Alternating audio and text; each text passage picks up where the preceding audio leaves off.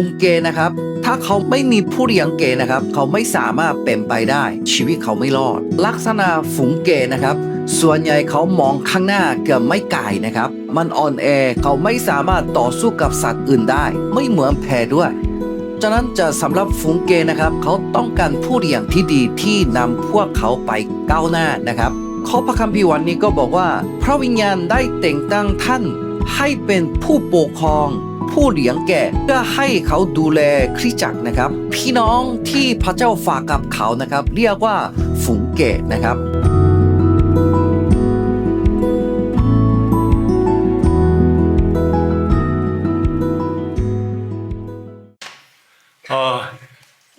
여기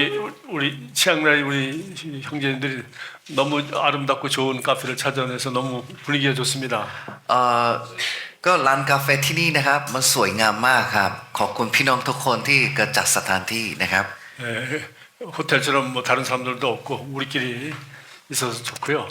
ไม่มีลูกค้าอื่นด้วยมีแต่พวกเรานะครับ 날씨도 좋고 예, 공기도 좋고 อากาศก็ดี 음식도 맛있고 อาหารก็อร่อย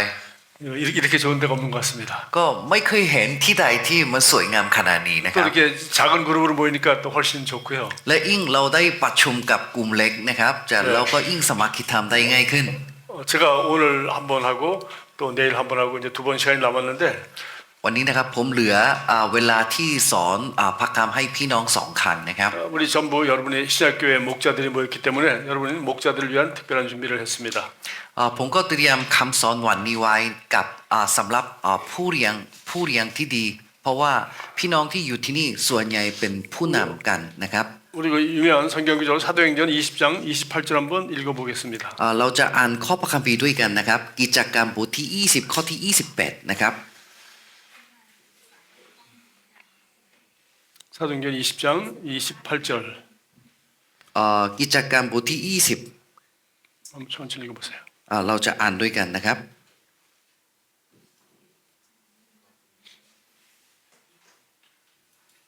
20장 28절 네, 여러분 자신을 เด็ดๆเราจะอ่านด้วยกันนะครับ1 2 3จงระวังตัวท่านเอง และผุงแก่ทั้งปวงที่พระวิญญาณบริสุทธิ์ได้แต่งตั้งท่านให้เป็นผู้ปกครอง เพื่อท่านจะได้ดูแลคริสตจักรของพระเจ้า ซึ่งพระองค์ทรงไถ่ไว้ด้วยพระโลหิตของพระองค์เอง 우리 사도행전 20장은 이제 사도 바울이 마지막으로 그 에베소 지방을 떠나기 전에 그 지역에 있는 그 교회의 목자들을 다 모아놓고 마지막 한 연설입니다.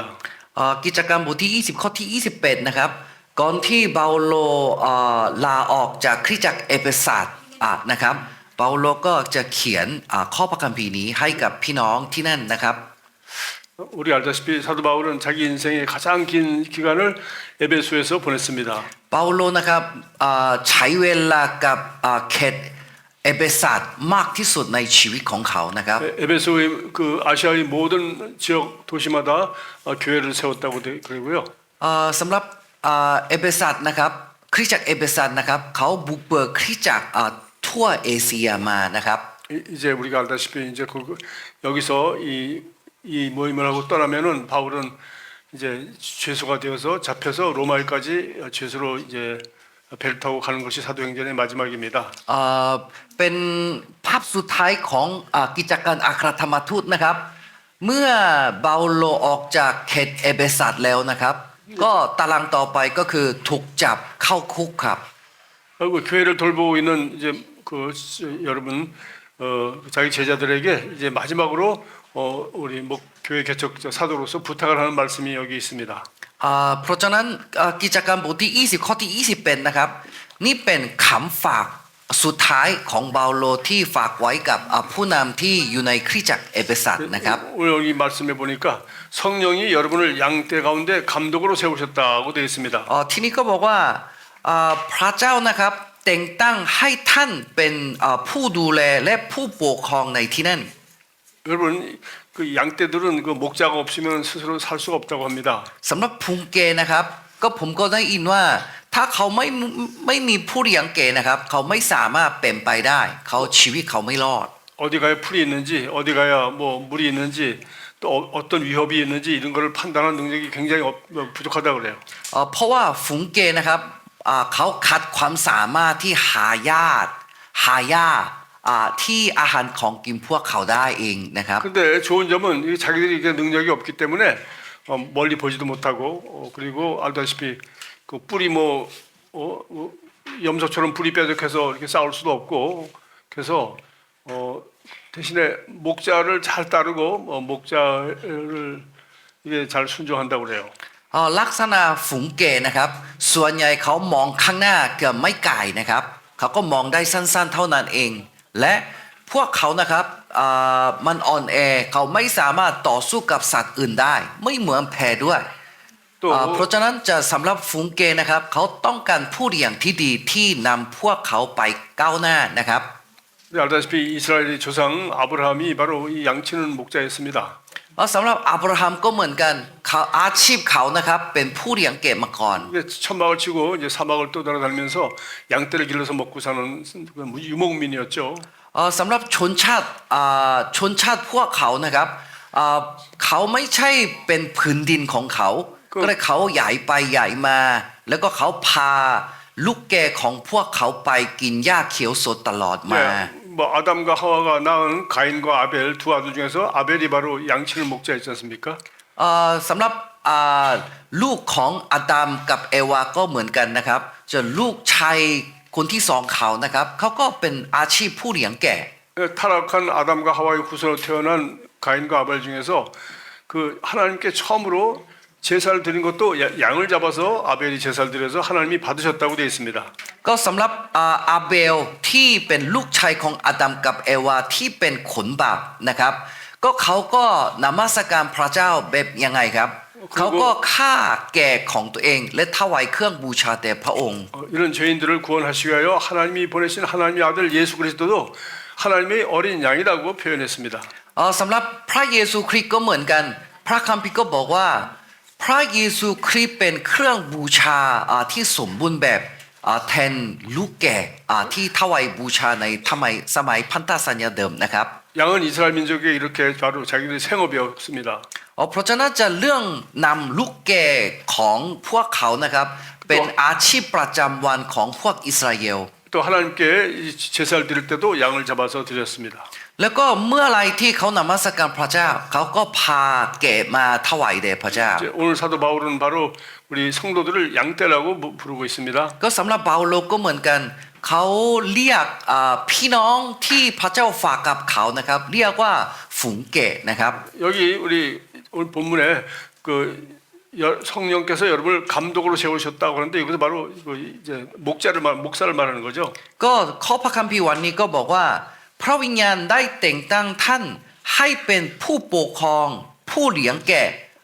เพื่อให้เขาดูแลคริสตจักรนะครับ 시편 23편처럼 이 양떼를 돌보고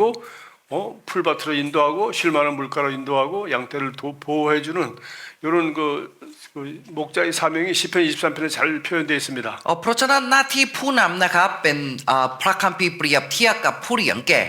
เรื่องนี้นะครับจะเขียนในสดุดีบทที่23ผู้เลี้ยงแกะเนี่ยนำฝูงแกะกินหญ้าเขียวสดและนำไปให้เขาโตขึ้นนะครับ 시편 23편을 쓴 사람 다윗이 바로 목자였습니다. ดาวิดที่เขียนข้อพระคัมภีร์สดุดีบทที่23นะครับอาชีพเขาเองก็ผู้เลี้ยงแกะเช่นกัน 성경은 다윗을 가리켜 말할 때 그런 양떼를 돌보는 목자였는데 하나님의 양떼인 이스라엘 민족을 다스리는 왕이 되게 했다고 말했습니다. สำหรับพระคัมภีร์ก็แนะนำชีวิตดาวิดว่าเขาเป็นผู้เลี้ยงแกะที่ดีแต่ว่าพระเจ้าเนี่ยแต่งตั้งเขาที่กษัตริย์ให้เขาเป็นกษัตริย์ที่เลี้ยงประชาชนของตัวเอง 예, 우리 8형제의 막내 아들로서 그 양떼를 잘 돌보는 훌륭한 목자였는데 하나님께서는 그를 이스라엘의 왕으로 세워 주셨죠. พระคัมภีร์บอกว่าพระองค์ให้ดาวิดที่ผู้เลี้ยงแกะนะครับเขาทำหน้าที่ที่นำลูกแกะของตัวเองได้ดีจึงพระองค์แต่งตั้งเขาเป็นกษัตริย์ที่นำอิสราเอล 성경은 이렇게 양떼를 돌보는 목자 이야기로 가득합니다. เพราะฉะนั้นพระคัมภีร์นะครับเต็มไปด้วยกับผู้เลี้ยงแกะนะครับ 이제 신약 성경에 와서는 우리가 뭐 양떼를 직접 돌보는 그런 진짜 목자는 아니지만 แต่หลังจากเข้ามาพันธสัญญาใหม่นะครับเราไม่ใช่เป็นคนที่นำแก่จริงๆนะครับ 우리, 예, 성도들을 양에다가 비유하셨고 แต่ว่าพระเจ้านะครับเปรียบเทียบกับแกะนะครับเปรียบเทียบกับสมาชิกหรือว่า 오늘 จะ 성도 คนที่เพิ่งเชื่อใหม่เปรียบเทียบว่าเป็นแกะนะครับ 예, 성도들을 이제 돌보는 리더를 여기 보니까 성령께서 여러분을 양떼를 감독하는 사람을 세웠다 이렇게 말했습니다. และที่นี่ก็บอกว่าจะพระเจ้าให้ท่านเองและท่านเองให้เป็นผู้ปกครองและผู้เลี้ยงแกะที่นำสมาชิก 이 감독하는 건 다른 것이 아니라 그 이어서 하나님께서 자기 아들이 피로 사신 교회를 돌보게 하셨다고 되어 있지 않습니까? เพื่อท่านจะได้ดูแลคริสตจักรของพระเจ้าซึ่งพระองค์ทรงไถ่ไว้ด้วยพระโลหิตของพระองค์เอง 성도들은 우리가 복음을 전해서 구원하고 또 이렇게 하나님의 자녀가 되었다 하더라도 우리가 구원한 게 아니죠. แม้ว่าจะมีคนหนึ่งดวงวิญญาณคนหนึ่งนะครับรับเชื่อพระเยซูผ่านทางชีวิตคุณก็ตามไม่ใช่คุณให้ถึงความรอดพระองค์ให้ถึงความรอด 우리는 구원의 기쁜 복음을 전했을 뿐입니다. หน้าที่ที่เราทำอยู่ก็คือเราแนะนำและประกาศข่าวประเสริฐที่พระเยซูสำเร็จมา 구원은 예수님께서 오늘 성경 보니까 하나님께서 자기 아들의 피로 사셨다고 되어 있어요. สำหรับเรื่องความรอดนะครับก็พระองค์นะครับจะไถ่ไว้ด้วยพระโลหิตของพระองค์เอง 예, 자기 아들의 피로 산 사람이 바로 성도인 것입니다. ไม่ความว่าวิสุทธิชนไม่ความว่าเป็นดวงวิญญาณที่พระองค์ซื้อด้วยพระโลหิตของพระองค์เอง 우리는 이 기쁜 소식을 전해서 그들을 구원받도록 도와줬을 복음을 전하는 자에 지나지 않습니다. แค่เราเป็นคนที่มีหน้าที่ที่แนะนำพวกเขาได้พบกับพระเยซูคริสต์ที่ใจราคาที่สูงเพื่อพวกเขา 오늘 말씀처럼 하나님께서 자기 아들이 피로 사신 교회를 돌보는 사명을 우리에게 주셨습니다. อย่างที่พระคำวันนี้นะครับบอกไว้นะครับพระองค์ให้เรามีตำแหน่งมีพระเจ้าให้เราแต่งตั้งให้เป็นผู้ปกครองและผู้เลี้ยงแก่ 교회는 하나님 아들 예수 그리스도의 피로 사신 하나님의 교회입니다. และคริสตจักรเป็นที่พระองค์ทรงไถ่ไว้ด้วยพระโลหิตของพระองค์เอง 이런 사명을 받은 우리 이제 목자들에게 지금 바울이 하는 말입니다. กำลังเปาโลนะครับบอกกับผู้เลี้ยงแก่แต่ละคนที่อยู่ในคริสตจักรแห่งนี้ 여러분은 자기 자신을 잘 살피고 양떼를 잘 보살피십시오라고 부탁했습니다. และเปาโลฝากกับพี่น้องที่อยู่ที่นั่นว่าจงระวังตัวท่านเองและ 자, 이제 하나님께서 양떼를 우리에게 맡겼기 때문에 우리가 그들을 잘 보살필 책임을 우리가 지게 되었습니다. และผงแก่ทางปวงที่พระเจ้าฝากไว้นะครับจึงไม่ความว่าเราได้รับหน้าที่ที่เลี้ยงพวกเขาในคริสตจักร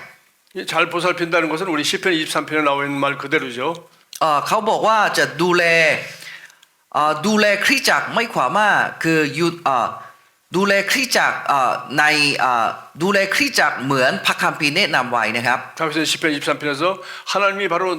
나의 목자라고 말했습니다. เราดูแลยังไงครับเหมือนสดุดีบทที่23ครับบอกว่าพระเยซูเป็นผู้เลี้ยงแก่ 하나님이 우리의 목자이시고 우리는 하나님의 양떼들입니다. และเราเป็นฝูงแก่ของพระเยซูคริสต์ 그래서 그 목자가 해야 되니 그런데 지금 우리는 하나님이 자기 피로 사신 그 양떼들을 돌보는 그 목자의 역할을 우리에게 맡겼다는 겁니다. เพราะฉะนั้นพระเยซูคริสต์เป็นผู้เลี้ยงแก่ที่ดีจึงฝูงแก่ที่พระองค์ดูแลมานะครับฝากไว้กับผู้เลี้ยงแก่ใหม่คือพวกเราที่อยู่ที่นี่ 말했습니다. 주의 지팡이와 막대기가 나를 보호합니다. แล้วก็ดาวิดก็บอกว่าไม้เท้าของพระองค์นะครับจะปกป้องพวกเรา 지팡이는 길을 인도하는 것입니다. ไม้เท้านะครับเป็นไม้เท้าเป็นอุปกรณ์ที่ชี้ทางให้ 막대기는 우리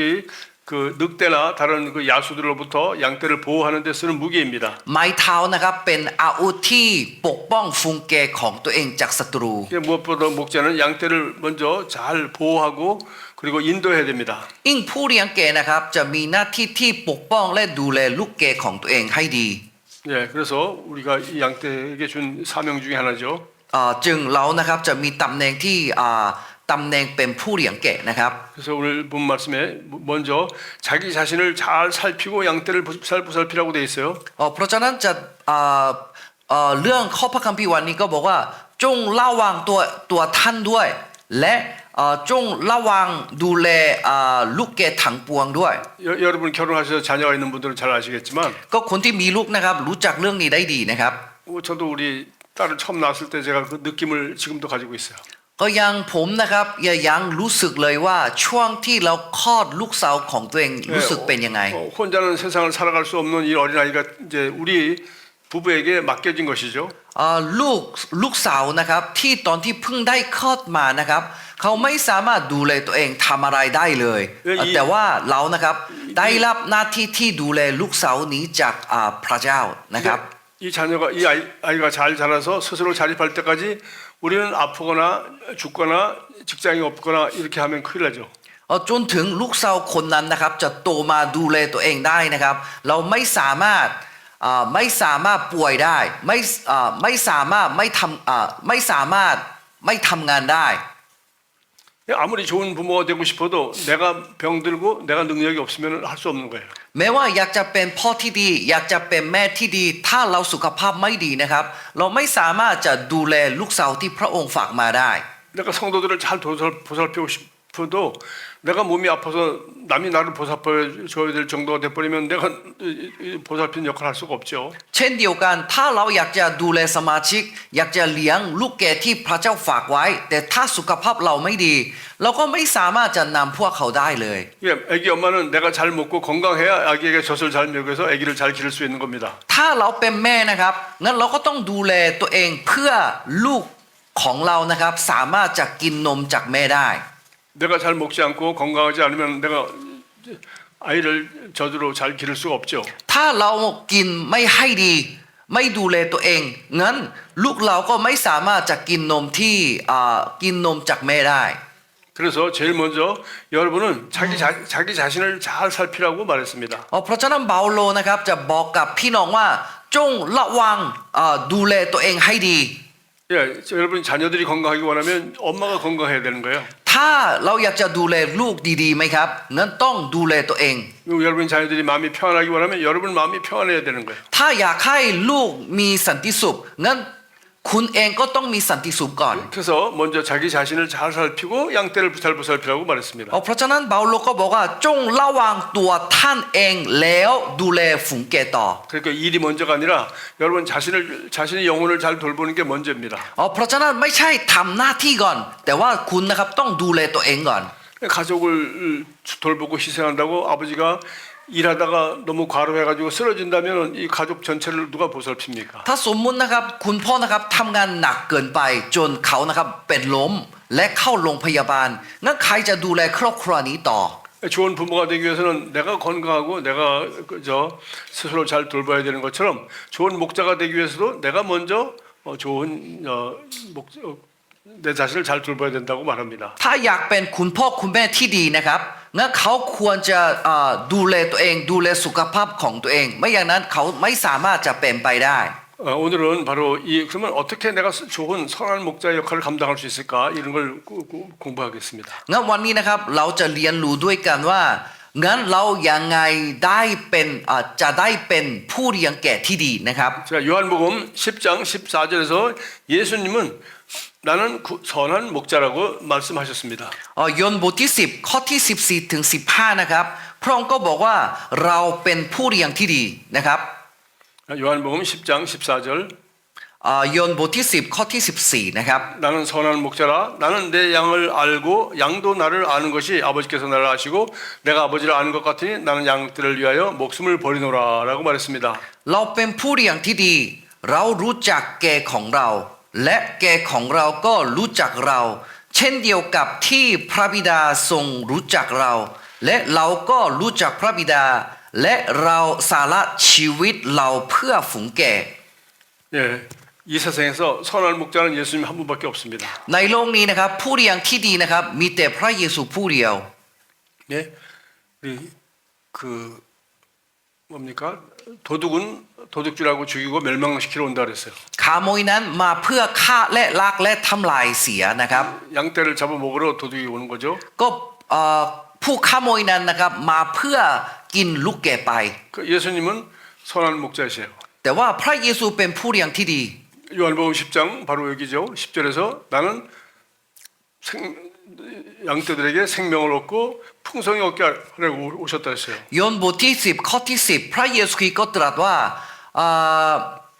เรามาเพื่อท่านทั้งหลายได้จะได้รับชีวิตและจะได้รับครบบริบูรณ์นี่เป็นเป้าหมายที่พระองค์มาหาเรา 요한복음 10장 10절 외우기 쉽죠. 내가 온 것은 양으로 생명을 얻게 하고 더욱 풍성히 얻게 하려는 것이라. โยมบทที่10ข้อที่10เรามาเพื่อฝูงแกะของเราจะได้รับชีวิตและจะได้รับครบบริบูรณ์ 부모가 자녀들이 잘 살도록 모든 것을 영혼 몸에 모든 것을 그렇게 도와주려고 하는 것과 똑같이 목자는 양떼들이 생명을 얻고 풍성히 얻도록 하는 것이 우리 목자의 사명입니다. อย่างที่คุณพ่อคุณแม่ทุกคนนะครับอยากให้ชีวิตของลูกทั้งวิญญาณจิตใจร่างกายให้ดีทุกๆด้านในชีวิตของเขานะครับผู้เลี้ยงแกะก็เหมือนกันเราก็ให้พวกเขาโตขึ้นทั้งวิญญาณจิตใจร่างกายของพวกเขาเช่นกัน 좋은 목자로서 살려면 우리가 예수님을 본받으면 됩니다. ถ้ามีใครที่อยากจะเป็นผู้เลี้ยงที่ดีนะครับงั้นเราก็เรียนตามแบบของพระเยซูคริสต์ 그분은 자기가 스스로 선한 목자라고 말씀하셨고 พระองค์ก็แนะนำตัวเองว่าตัวเองเป็นผู้เลี้ยงที่ดี 그 선한 목자는 여기 두 가지를 얘기했네요. ผู้เลี้ยงแก่ที่ดีนะครับที่นี่นะครับพูดถึงเรื่องสองเรื่อง 나는 내 양을 알고 양도 나를 아는 것이 아버지께서 나를 아시고 내가 아버지를 안 것과 같다라고 말했어요. ทีนี้บอกว่าแกของเราก็รู้จักเราเช่นกันเราก็รู้จักพระบิดานะครับ 예, 예수님이 하나님 아버지께서 예수님을 안 것처럼 예수님도 예, 아버지를 아신다고 돼 있고요. พระองค์ก็บอกว่าอย่างที่พระองค์พระบิดานะครับรู้จักเราและเราคือพระเยซูคริสต์เองก็รู้จักพระบิดานะครับ 이렇게 목자는 양떼를 알아야 된다고 돼 있어요. งั้นผู้เลี้ยงที่ดีนะครับต้องรู้จักฝูงแกะของ 그리고 ตัวเอง 양떼도 목자를 알아야 된다고 돼. งั้นฝูงแกะก็ควรจะรู้จักผู้เลี้ยงแกะของตัวเอง 알아야 믿을 수 있고 신뢰하죠. ถ้ารู้จักแล้วเราไว้ใจกันได้เชื่อใจกันได้ 야, 이게 도둑인지 선한 목자인지 모르면은 이제 도둑 따라가다가 도둑질하고 죽이고 멸망시키는 도둑을 따라가면 죽는 거죠. ถ้าไม่รู้ว่าคนนั้นเนี่ยเป็นขโมยผู้ขโมยหรือว่าผู้เลี้ยงที่ดีถ้าไม่รู้จักนะครับเราก็คงตามผู้ขโมยนั้นได้ 요한복음 10장에 설명이 자세하게 되어 있습니다. โยมบทที่10นะครับพูดถึงเรื่องนี้ได้ดีมาก 이거 어떻게 우리가 선한 목자를 알아볼 수 있어요? งั้นเรารู้ได้ยังไงว่าใครเป็นผู้เลี้ยงที่ดี 바로 그 목자의 음성을 알기 때문이에요. ถ้าเรารู้จักผู้เลี้ยงที่ดีได้จากเสียงของเขา 우리 어린아이가 뱃속에 태어나서 어떻게 엄마를 알아봅니까? ก็ตั้งแต่ทารกนะครับข้อจากคุณพ่อคุณแม่คนหนึ่งแล้วเขารู้ได้ยังไงว่าเขาเป็นคุณพ่อคุณแม่ 이 아이는 엄마의 태중에서 그 귀가 생길 때부터 엄마의 음성을 듣고 자란 거예요. ก่อนที่เขาคลอดจากแม่คนหนึ่งนะครับตั้งแต่เขาอยู่ในท้องแม่เขาได้ยินเสียงแม่ตลอดมาในท้อง 이게 어머니 태에서 분리되어 나오자마자 그는 엄마 젖을 먹고 어머니를 쳐다보고 바로 이 사람이 자기를 낳아준 엄마라는 걸 얘가 한 몸이었으니까 알고 있는 거죠. เขาได้ยินเสียงแม่ตั้งแต่อยู่ในท้องแม่ที่เป็นคนเดียวกันเพราะฉะนั้นหลังจากคลอดออกมาจากแม่แล้วนะครับเขารู้ได้คนนี้ว่าเขาเป็นแม่เพราะว่าเขาอยู่ในท้องแม่ได้ยินเสียงมาตลอด 성경은 말하고 있습니다. เพราะฉะนั้นพระคัมภีร์บอกว่า 누구든지 성령으로 아니하고는 예수를 주라고 할 수 없느니라. ถ้าไม่มีใครก็ตามถ้าพระวิญญาณไม่ช่วยเขาบอกไม่ได้ว่าพระองค์เป็นองค์พระผู้เป็นเจ้าของข้า 우리는 전혀 하나님을 모르고 살았습니다. เราไม่รู้จักพระเจ้ามาก่อน 그런데 성령께서 오셔서 우리가 복음을 들을 때 성령께서 우리를 예수 그리스도를 믿을 수 있도록 도와주셨어요. แต่เมื่อเราได้ยินข่าวประเสริฐเรื่องเราวของพระเยซูนะครับพระวิญญาณเปิดเผยให้เราเชื่อพระองค์นั้นได้ 네, 아무도 성령의 도움이 없이는 아무도 예수를 주라고 시인할 수 없다 그랬어요. พระคัมภีร์บอกว่าถ้าพระวิญญาณไม่ช่วยไม่สามารถเขาบอกได้ว่าพระเยซูคริสต์เป็นองค์พระผู้เป็นเจ้า 저와 여러분은 복음을 듣고 성령의 도움으로 예수님이 우리의 구원자이요 그리스도인 것을 믿게 된 복받은 하나님의 자녀들입니다. พี่น้องแต่ละคนที่อยู่ที่นี่นะครับได้รับพระพรอย่างมากเพราะว่าเมื่อเราได้ยินข่าวประเสริฐเรื่องพระเยซูคริสต์นะครับพระวิญญาณบริสุทธิ์ช่วยให้เราเชื่อนั้นได้ 그러므로 우리는 거듭나는 순간부터 우리는 우리 목자의 음성을 알게 돼 있어요. จึงตั้งแต่เราได้บังเกิดใหม่ปุ๊บนะครับเราก็รู้จักเสียงของผู้เลี้ยงแกะของเรา 네, 말씀을 듣고 성령의 감동을 받아서 우리는 각 사람이 바로 예수님을 믿게 된 것입니다. เราอ่านพระคำของพระเจ้าแล้วฟังเสียงของพระบิดาแล้วนะครับพันทางคนอื่นนะครับเราก็เชื่อพระองค์นั้น 그래서 양은 목자의 음성을 알 뿐만 아니라 뭐 목자도 양을 아는 거죠. เพราะฉะนั้นลูกแกะนะครับรู้จักเสียงผู้เลี้ยงนะครับ 선한 목자의 아주 첫 번째 조건이 우리를 너무 잘 알고 또 우리도 선한 목자를 아는 것입니다. เพราะฉะนั้นเงินขายที่ได้เป็นผู้เลี้ยงแกะที่ดีนะครับที่หนึ่ง รู้จักเสียงของพระบิดา 그런데 우리와 달리 예수님만이 선한 목자인 것은 바로 예수님은 양떼를 위하여 목숨을 버리신 분이기 때문입니다. งั้นทำไมพระเยซูคริสต์นะครับผู้เลี้ยงแกะที่ดีนะครับ เพราะว่าเขานะครับเสียสละชีวิตของตัวเองเพื่อฝูงแกะครับ 우리가 하나님이 맡기신 양무리를 돌보는 것은 우리가 양떼를 위해서 목숨을 내놓은 목숨을 버리는 사람이 아닙니다. 다시 한번. 네, 우리는 양떼를 위해서 목숨을 버린 사람이 아닙니다. เรานะครับไม่เคยเสียสละเพื่อฝูงแกะมา 예, 예수님께서 양떼를 위하여 목숨을 버려서 우리 양떼들을 구원하신 것입니다. พระเยซูคริสต์เองเสียสละเพื่อฝูงแกะนะครับ 선한 목자는 말씀하시기를 나는 양을 위하여 목숨을 버리노라고 เพ 하셨습니다. ราะฉะนั้นพระองค์ก็บอกเองว่าเราสละชีวิตของเราเพื่อฝูงแกะ 자, 우리는 이제 이런 주님을 본받아서 이제 어떻게 선한 목자 역할을 우리도 할 수 있는지 우리는 알 수가 있습니다. เพราะฉะนั้นเรารู้เมื่อเรามองพระเยซูคริสต์นะครับเราก็รู้แล้วว่างั้นเราทำหน้าที่ผู้เลี้ยงแกะที่ดียังไงเพื่อฝูงแกะนะครับ 자, 이제 베드로전서 베드로후서 5장을 한번 가보겠습니다. งั้นเราก็จะเข้าไป2เปโตรบทที่5นะครับ 5장 베드로전서 베드로 전서 ขอโทษนะครับ1เปโตรนะครับ 전서 5장 1절부터 บทที่5ข้อที่1ตั้งแต่ข้อที่1นะครับ 자, 여기 이제 교회를 맡은 돌보는 장로들에게 한 편지입니다. 5장 1절 읽어보세요. กำลังเปาโลนะครับจะบอกกับผู้ปกครองที่อยู่ในคริสตจักรที่นั่นนะครับตั้งแต่ข้อที่1เราจะอ่านด้วยกันนะครับ1 2 3เพราะฉะนั้นข้าพเจ้าจึงตักเตือนบรรดาผู้อาวุโสในพวกท่านในฐานะที่ข้าพเจ้าก็เป็นทั้งผู้อาวุโสและเป็นพยานถึงความทุกข์ทรมานของพระคริสต์และเป็นหุ้นส่วนที่จะได้ศักดิ์ศรีที่กำลังจะปรากฏเลี้ยงฝูงแกะของพระเจ้าที่อยู่ท่ามกลางพวกท่านโดยเอาใจใส่ดูแลไม่ใช่ด้วยความ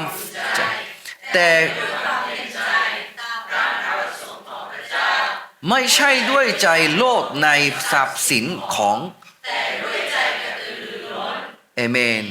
몇 절까지 읽었어요? 2절까지 읽었습니다. 2절까지? 네네. 여기 보니까 예, 그 장로들에게 한 편지라고 얘기했어요. กำลังเปาโลก็เขียนในที่นั่นว่าเขากำลังตักเตือนบรรดาผู้อาวุโสไม่ถ้าเปรียบเทียบกับสมัยนี้บอกว่าผู้ปกครองในคริสตจักร 베드로는 자신도 장로 함께 장로라고 말했습니다. เขาก็บอกว่าเขาก็เป็นผู้อาวุโสคือผู้ปกครอง 장로란 말은 가장 나이가 많다는 데 엘더라고 그래서 나이가 연장자라는 뜻입니다. สำหรับภาษาอังกฤษนะครับใช้คำว่า elder ครับ elder ก็คือเป็นผู้อาวุโสจริงๆคือผู้สูงอายุ 뭐 세상 나이가 많다고 그냥 노인이라고 장로가 되는 게 아니고요. คือเราผู้ปกครองได้ผู้อาวุโสได้ไม่ใช่เพราะตามอายุในร่างกายครับ 예수를 제일 먼저 믿고 전도하여서 그 사람이 제일 예수 먼저 믿은 사람이라는 뜻이죠. ผู้อาวุโสไม่ความว่าคนที่เชื่อมานานก่อนนะครับ 그러다 보니까 여러분이 이제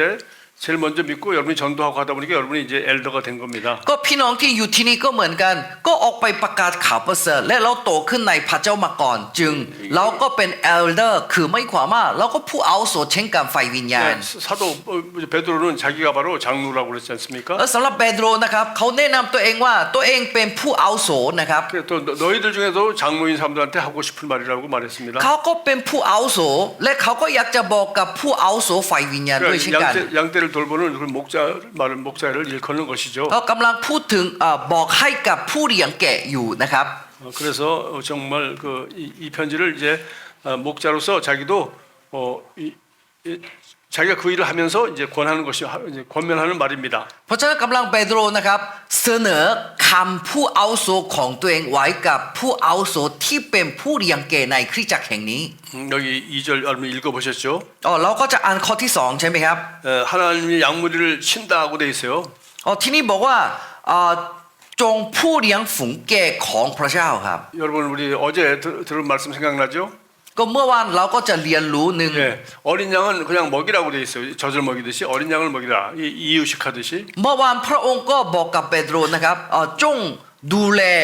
ฝูงแกะเถิดใช่ไหมครับ 이제 거듭난 사람에게는 아주 세가족반 기초부터 잘 아주 우유를 먹이듯이 젖을 먹이듯이 이유식을 먹이듯이 부드러운 음식을 먹이죠.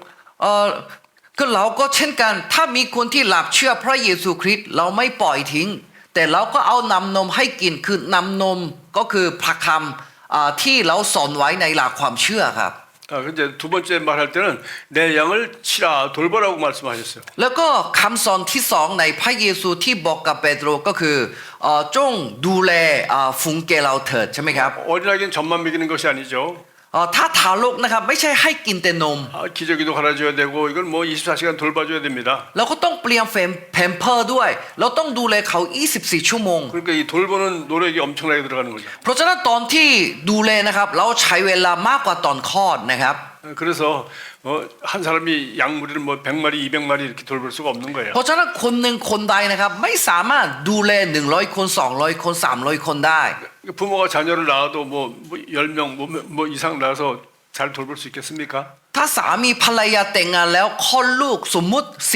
คลอด10 คน20 คนงั้นเขาดูแลทั้ง10 คน20 คนให้ดีที่สุดได้ไหมครับ ไม่ได้ครับ 한 번에 한 사람씩 낳아서 젖을 먹이고 เราค่อยๆคลอดปีละ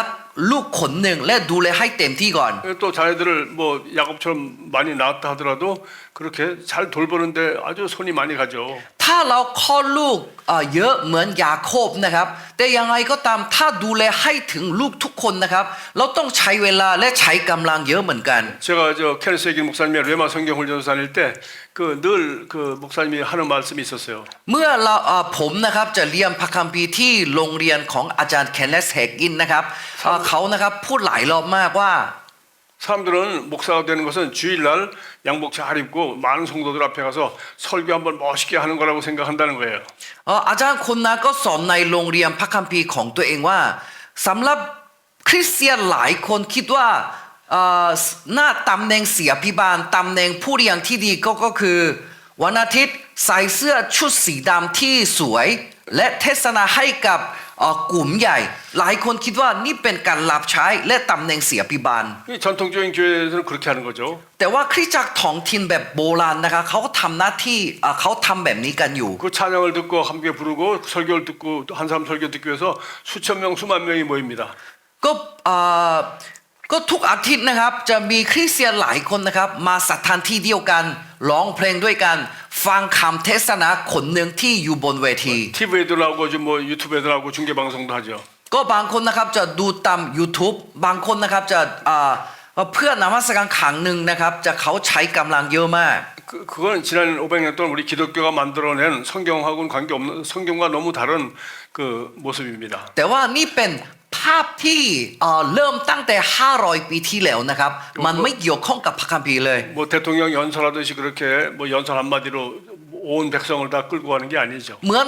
นายกรัฐมนตรีนะครับจะเทศนาให้กับประชาชนภาพนี้นะครับจะไม่ใช่ภาพที่พระเจ้าแต่งตั้งมา 목양은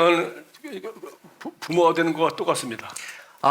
เราเลี้ยงฝูงเกนะครับจะเหมือนกับเราได้เป็นพ่อแม่คนหนึ่งนะครับ 한 사람 한 사람 전도해야 되고요. แล้วค่อยๆประกาศข่าวประเสริฐทีละคน 한 사람 한 사람 나와서 젖을 먹여서 길러야 되고 แล้วก็ค่อยๆทีละคนนะครับจะกินน้ำนม 예, 그다음에 내 어린 양을 먹이라고 한 다음에 내 양을 돌보라 내 양을 치라고 말한 것처럼 แล้วก็หลังจากพระเยซูบอกว่าต้องอะไรนะเลี้ยงลูกเกะของเราและพระองค์ก็บอกต่อไปว่าต้องดูแลผู้เลี้ยงบอกว่าต้องดูแลฝูงเกะของเราเถิดนะครับ 이 자녀를 돌보고 양육하는데 너무나도 손이 많이 가고 힘이 들죠. ดูแลไม่ความว่าต้องดูแลให้ดีจนเขาโตนะครับไม่ความว่าจะใช้เวลานานสมควรครับ 그 케네스 에긴 목사님이 하는 말대로 주일날 설교 한번 하는 게 아니다. เพราะฉะนั้นการดูแลลูกเกดนะครับไม่ใช่เป็นหน้าที่ที่แค่เทศนาครั้งเดียวในวันอาทิตย์ 그 성도들 한 사람 한 사람을 돌보는 것입니다. เราต้องรู้จักสภาพแต่ละคนที่อยู่ที่นี่และเราดูแลให้พอดีกับคนนั้น 여러분 자녀들이 많이 있으면 그렇지 않습니까? ก็ถ้าเรามีลูกเยอะนะครับแล้วเราก็มันดูแลไม่ถึง 아침밥을 다 먹는데 우리 밥을 안 먹는 어린 아이가 있는지 เราต้องเช็คดูว่าจะในโต๊ะอาหารของเรานะครับลูกครบหรือยังพวกเขานะครับจะกินข้าวจริงหรือยัง 몸이 아파서 열이 있는 애가 있는지 ก็มีลูกที่มีไข้อยู่หรือเปล่า 뭐 학교 가서 친구한테 이렇게 뭐 폭력을 당해가지고 너무 괴로운 아이가 있는지 ถ้าเขาลูกใครที่ไปโรงเรียนแล้วถูกทำลายจากเพื่อนบ้างหรือเปล่า 학교 수업을 잘 못 따라가고 있는지 ก็มีลูกบางคนที่เขาเรียนตามห้องเรียนไม่ได้อยู่หรือเปล่า 자녀들이 많이 있으면 그걸 다 돌봐야 될 거 아니겠어요? ถ้าเขาเนี่ยอยู่ในสภาพไหนคุณพ่อคุณแม่ควรจะรู้จักเรื่องนี้อยู่หรือเปล่า 근데 교회는 가족과 같은 것입니다. เพราะฉะนั้นคริสตจักรของพระเจ้านะครับเหมือนครอบครัวนะครับ 그냥 수초면 많고서 설교 한번 하고 그리고 각자는 자기 나름대로 인생을 나가 사는 것이 아닙니다. ไม่ใช่เทศนาครั้งเดียวแล้วให้ลูกแกแต่ละคนนะครับจะไปทั่ว 그러면 성도의 이름 목자가 성도의 이름도 모르죠. ผู้เลี้ยงแกนะครับไม่รู้ชื่อของลูกแกของตัวเอง 그 상태도 모르죠. ไม่รู้ว่าจะเขาเป็นอะไรทำอะไร 어떤 문제가 있는지 무슨 말씀으로 그 사람을 도와줘야 될지 아무것도 몰라요. ไม่รู้ว่าเขาเจอปัญหาอะไรอยู่สภาพเขาอยู่ตรงไหนเติบโตถึงขนาดไหน ถ้าไม่รู้นะครับเราไม่สามารถให้เขากินอาหารที่พอดีได้ 누구나 듣기 좋고 아름다운 구름 잡는 이야기만 해서 수천 명이 감동을 한들 그것은 사실은 양떼 목양하는 게 아닙니다. เสียพี่บ้านหลายคนนะครับจะเทศนาสวยสวยหรูๆนะครับแต่ว่าถ้าเขาไม่รู้จักสภาพลูกแกของตัวเองนะครับงั้นจะลูกแกนะครับไม่สามารถทำตามได้ 그래서 케네세계 목사님 목회는 그렇게 설교 한 번 하는 거 끝나는 것이 아니라 일주일 내내 끝없이 양떼를 돌보는 워크 일하는 것이다. WORK 그래서 일하는 것이다라고 말씀. 일이다 일. เพราะฉะนั้นอาจารย์เคนเนสเฮกินนะครับเขาก็จะสอนว่าเรื่องการปรนนิบัติผู้อื่นการรับใช้พระเจ้าการรับใช้ฝูงแกเนี่ยเหมือน work ภาษาอังกฤษคือ work นะครับคือการทำงานเพื่อดูแลนะครับ 자 그래서 이 양떼를 맡겨진 하나님의 양떼를 잘 돌보라고 되어 있습니다. เพราะฉะนั้นพระคัมภีร์ที่นี่ที่เราเพิ่งอ่านนะครับบอกว่าจงเลี้ยงฝูงแกให้ดี 뭐 예수님은 더 말할 것도 없고 선한 목자이신 예수님은 더 말할 것도 없고 อิงพระเยซูคริสต์ที่เป็นผู้เลี้ยงที่ดีนะครับ 성경은 그냥 바로 아주 훌륭한 양치기 훌륭한 목자였던 사람으로 아주 가득합니다. ก็สำหรับพระคัมภีร์ทางเล่มนะครับเต็มไปด้วยกับชื่อผู้เลี้ยงที่ดี 그래서 우리가 이 영적인 메시지를 신약을 통해서 알았으면은 เพราะฉะนั้นถ้าเรารู้ว่าก็สำหรับพระคัมภีร์นะครับกำลังพูดถึงเรื่องอะไรนะครับ 구약 성경을 통해서 구체적인 그 모델들을 볼 수가 있어요. ถ้าพระคัมภีร์นะครับเราก็จะยกตัวอย่างอยู่ในพันธสัญญาเดิม 하나님이 양무리를 돌보는 목자를 우리를 삼았다고 하셨는데 พระองค์บอกว่าพระองค์แต่งตั้งเราเป็นผู้เลี้ยงฝูงแกะ 어떻게 선한 목자이신 예수님께서 그 제자들을 돌봤는지 우리는 복음서를 통해서 알 수 있습니다. งั้นเราก็รู้ว่าผู้เลี้ยงที่ดีคือพระเยซูคริสต์นะครับดูแลสาวกของตัวเองยังไงมาแล้วเรียนแบบจากพันธสัญญาใหม่ได้ 자, 제일 먼저 제가 보고 싶은 사람은 바로 야곱입니다. คนแรกที่ผมอยากจะแนะนำให้กับพี่น้องก็คือยาโคบครับ 야곱이 얼마나 훌륭한 목자였는지 창세기 30장 29절 30절에 잘 나와 있습니다. ยาโคบนะครับเป็นผู้เลี้ยงแกะที่ดีเรื่องนี้นะครับอยู่ในปฐมกาลบทที่30ข้อที่29 30บอกไว้นะครับ 여러분 이제 야곱 이야기 한번 아주 읽으면 참 재미있죠. ถ้าเราอ่านเรื่องราวของยาโคบนะครับจะน่าสนุกมากครับ 구약 성경이 뭐 여러분 알다시피 창세기 한 50장으로 되어 있는데 ปฐมกาลนะครับจะทั้งหมดประมาณ50เล่ม50 บทนะครับ 예, 그 앞에 그 뭡니까 12장부터 거기 한 25장 거기까지는 이제 아브람 이삭 그 얘기가 나오고요. จนถึงบทที่12ตั้งแต่บทที่10บทที่12นะครับพูดถึงเรื่องอับราฮัมและอิสาค 근데 그 다음부터 이제 바로 창세기 그 후반부 전부 다가 야곱과 그 형제들 그 요셉 뭐 그 얘기가 가득 차 있어요. ก็ตั้งแต่เรื่องเราอับราฮัมกับอิสาคขึ้นไปนะครับพูดถึงเรื่องยาโคบกับครอบครัวเขาเชื้อสายของเขาตลอด 아마 야곱 얘기가 가장 자세하게 기록되어 있을 거예요. แต่ว่าเรื่องเรายาโคบนะครับจะเขาเขียนเยอะในพระคัมภีร์ 여러분 야곱 얘기 잘 알죠? ทุกคนก็จำได้เรื่องเรายาโคบใช่ไหมครับ 여러분 이 창세기는 소설처럼 이렇게 구전되어서 입으로 이야기로 들려오던 것을 적은 거기 때문에 아주 재미있습니다. พันธสัญญาเดิมนะครับอิงปฐมกาลสนุกเพราะว่า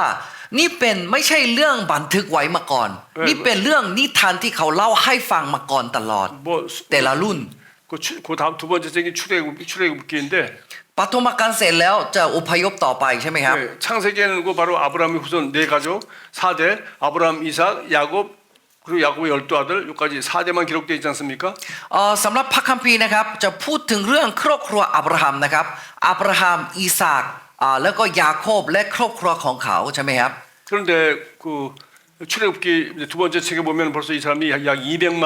한 민족을 이루고 애굽에서 이제 도망 나오는 얘기가 기록되어 있습니다. เล่มที่2ต่อไปก็คืออพยพครับ แต่อพยพนะครับครอบครัวของพวกเขาเนี่ยขยายขึ้นทวีขึ้นแล้วจะสร้างเป็นประเทศครับอันนี้คือเรื่องเราอพยพครับ 그 400년 동안 이스라엘 조상이 어떻게 살았는지에 대해서는 그냥 간단하게 기록되어 있고 요 처음에 네 4대 요 내용만 창세기에 잘 기록되어 있어요. แต่เขาบอกว่าจะหลังจากได้เป็นประเทศแล้วครอบครัวเล็กนะครับกลายเป็นครอบครัวใหญ่แบบประเทศแล้วเป็นยังไงอันนี้คือเขียนสั้นๆเอง แต่ว่าจากก่อนที่เขาได้เป็นประเทศแบบนั้นนะครับครอบครัวเล็กๆของเขานะครับจะมีเรื่องราวอะไรบ้างบางเขียนเยอะที่สุดเลย 야곱은 이제 말다시피 이제 에서 아버지 이삭을 속이고 에서 대신 그 장자의 축복을 받고 도망 나와서 결국 20년 동안 그 외삼촌 집에 가서 이제 그 양을 돌보는 목자 역할을 하게 됩니다. สำหรับยาโคบนะครับเขามีพี่ชายคนหนึ่งชื่อว่าเอซาวนะครับก็แม้ว่าเขามีพี่ชายก็ตามเขาก็โกงพี่ชายแล้วนะครับเขาก็จะหนีจากบ้านหลังนั้นและเขาเข้าไปบ้านพี่ชายของแม่นะครับแล้วตั้งแต่เขาเข้ามาบ้านที่นั่นนะครับเขาทำหน้าที่ผู้เลี้ยงแกะนะครับ 예, 그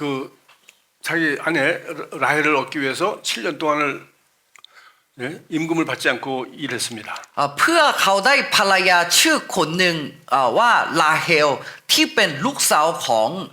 พี่ชายของแม่นะครับเขาก็จะทำงานที่นั่น 외삼촌이 그 야곱을 속이고 라헬 대신에 레아 언니를 먼저 아내를 주는 바람에 또 7년을 또 양떼를 돌봤습니다. แต่คุณพ่อลาเฮลนะครับ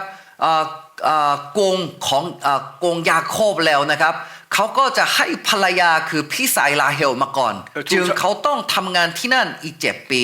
두 자매 레아와 라헬을 얻기 위해서 14년 동안 이제 그 일을 한 거죠. เพื่อจะได้ภรรยาลาเฮลนะครับเขาทำงาน14 ปีในบ้านของคุณพ่อของลาเฮล 그래서 나머지 6년 동안은 이제 우리 알죠? 여러분 이제 얼룩진 무늬 뭐 이렇게 그래서 좋은 양떼 뭐 무늬가 없는 양떼 해가지고 결국은 자기도 이제 자기 양떼를 얻을 수 있는 기회가 왔습니다. เท่าที่พี่น้องแต่ละคนรู้จักได้ดีเรื่องราวยาโคบนะครับก็ประมาณ6 ปีสุดท้ายนะครับก็เขาก็จะให้ลูกแกะของตัวเองให้มีลูกเยอะๆแล้วนะครับสุดท้ายเขาก็จะได้ทรัพย์สินและออกจากบ้านที่นั่น 어쨌든 거기서 있다가는 자기가 이제 평생 독립을 할 수 없다고 생각해서 그 자녀들과 양떼를 데리고 이제 도망을 가게 됩니다. อย่างไรก็ตามก็ยาโคบนะครับรู้สึกว่าถ้าอยู่ในบ้านคุณพ่อของเขานะครับไม่สามารถครอบครัวเขาเป็นไปได้จึงเขาตัดสินใจว่าหนีจากบ้านหลังนี้ 도망가는 야곱과 그 가족들을 바로 외삼촌이 따라와서 이제 붙잡으려고 하죠. ก็ตอนช่วงเวลาที่ยาโคบนะครับพาครอบครัวของตัวเองหนีจากคุณพ่อของเขานะครับก็คุณพ่อเขาก็จะตามมา 그때 야곱이 바로 그 외삼촌한테 자기 20년 동안 자기가 얼마나 어떤 목자였는지를 설명하는 장면이 보시고 30장 29절 30절이에요. ตอนที่คุณพ่อเขาตามมาเพื่อเขาไม่หนีจากของเขานะครับก็ตอนนั้นนะครับกำลังยาโคบนะครับแนะนำตัวเองว่าทั้ง14 ปีที่ผ่านมาเขาใช้ชีวิตยังไงมาและดูแลลูกแกที่เธอฝากมา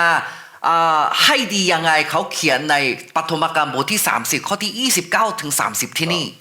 야곱은 뭐 자기 아버지를 속이기도 하고 뭐 인격적으로 문제가 많은 사람이었지만 แม้ว่ายาโคบนะครับโกงคุณพ่อของตัวเองโกงกับพี่ชายของตัวเองจริงๆแล้วบุคลิกลักษณะเขาก็มีปัญหาหลายส่วนมา 야곱은 정말 천하의 가장 훌륭한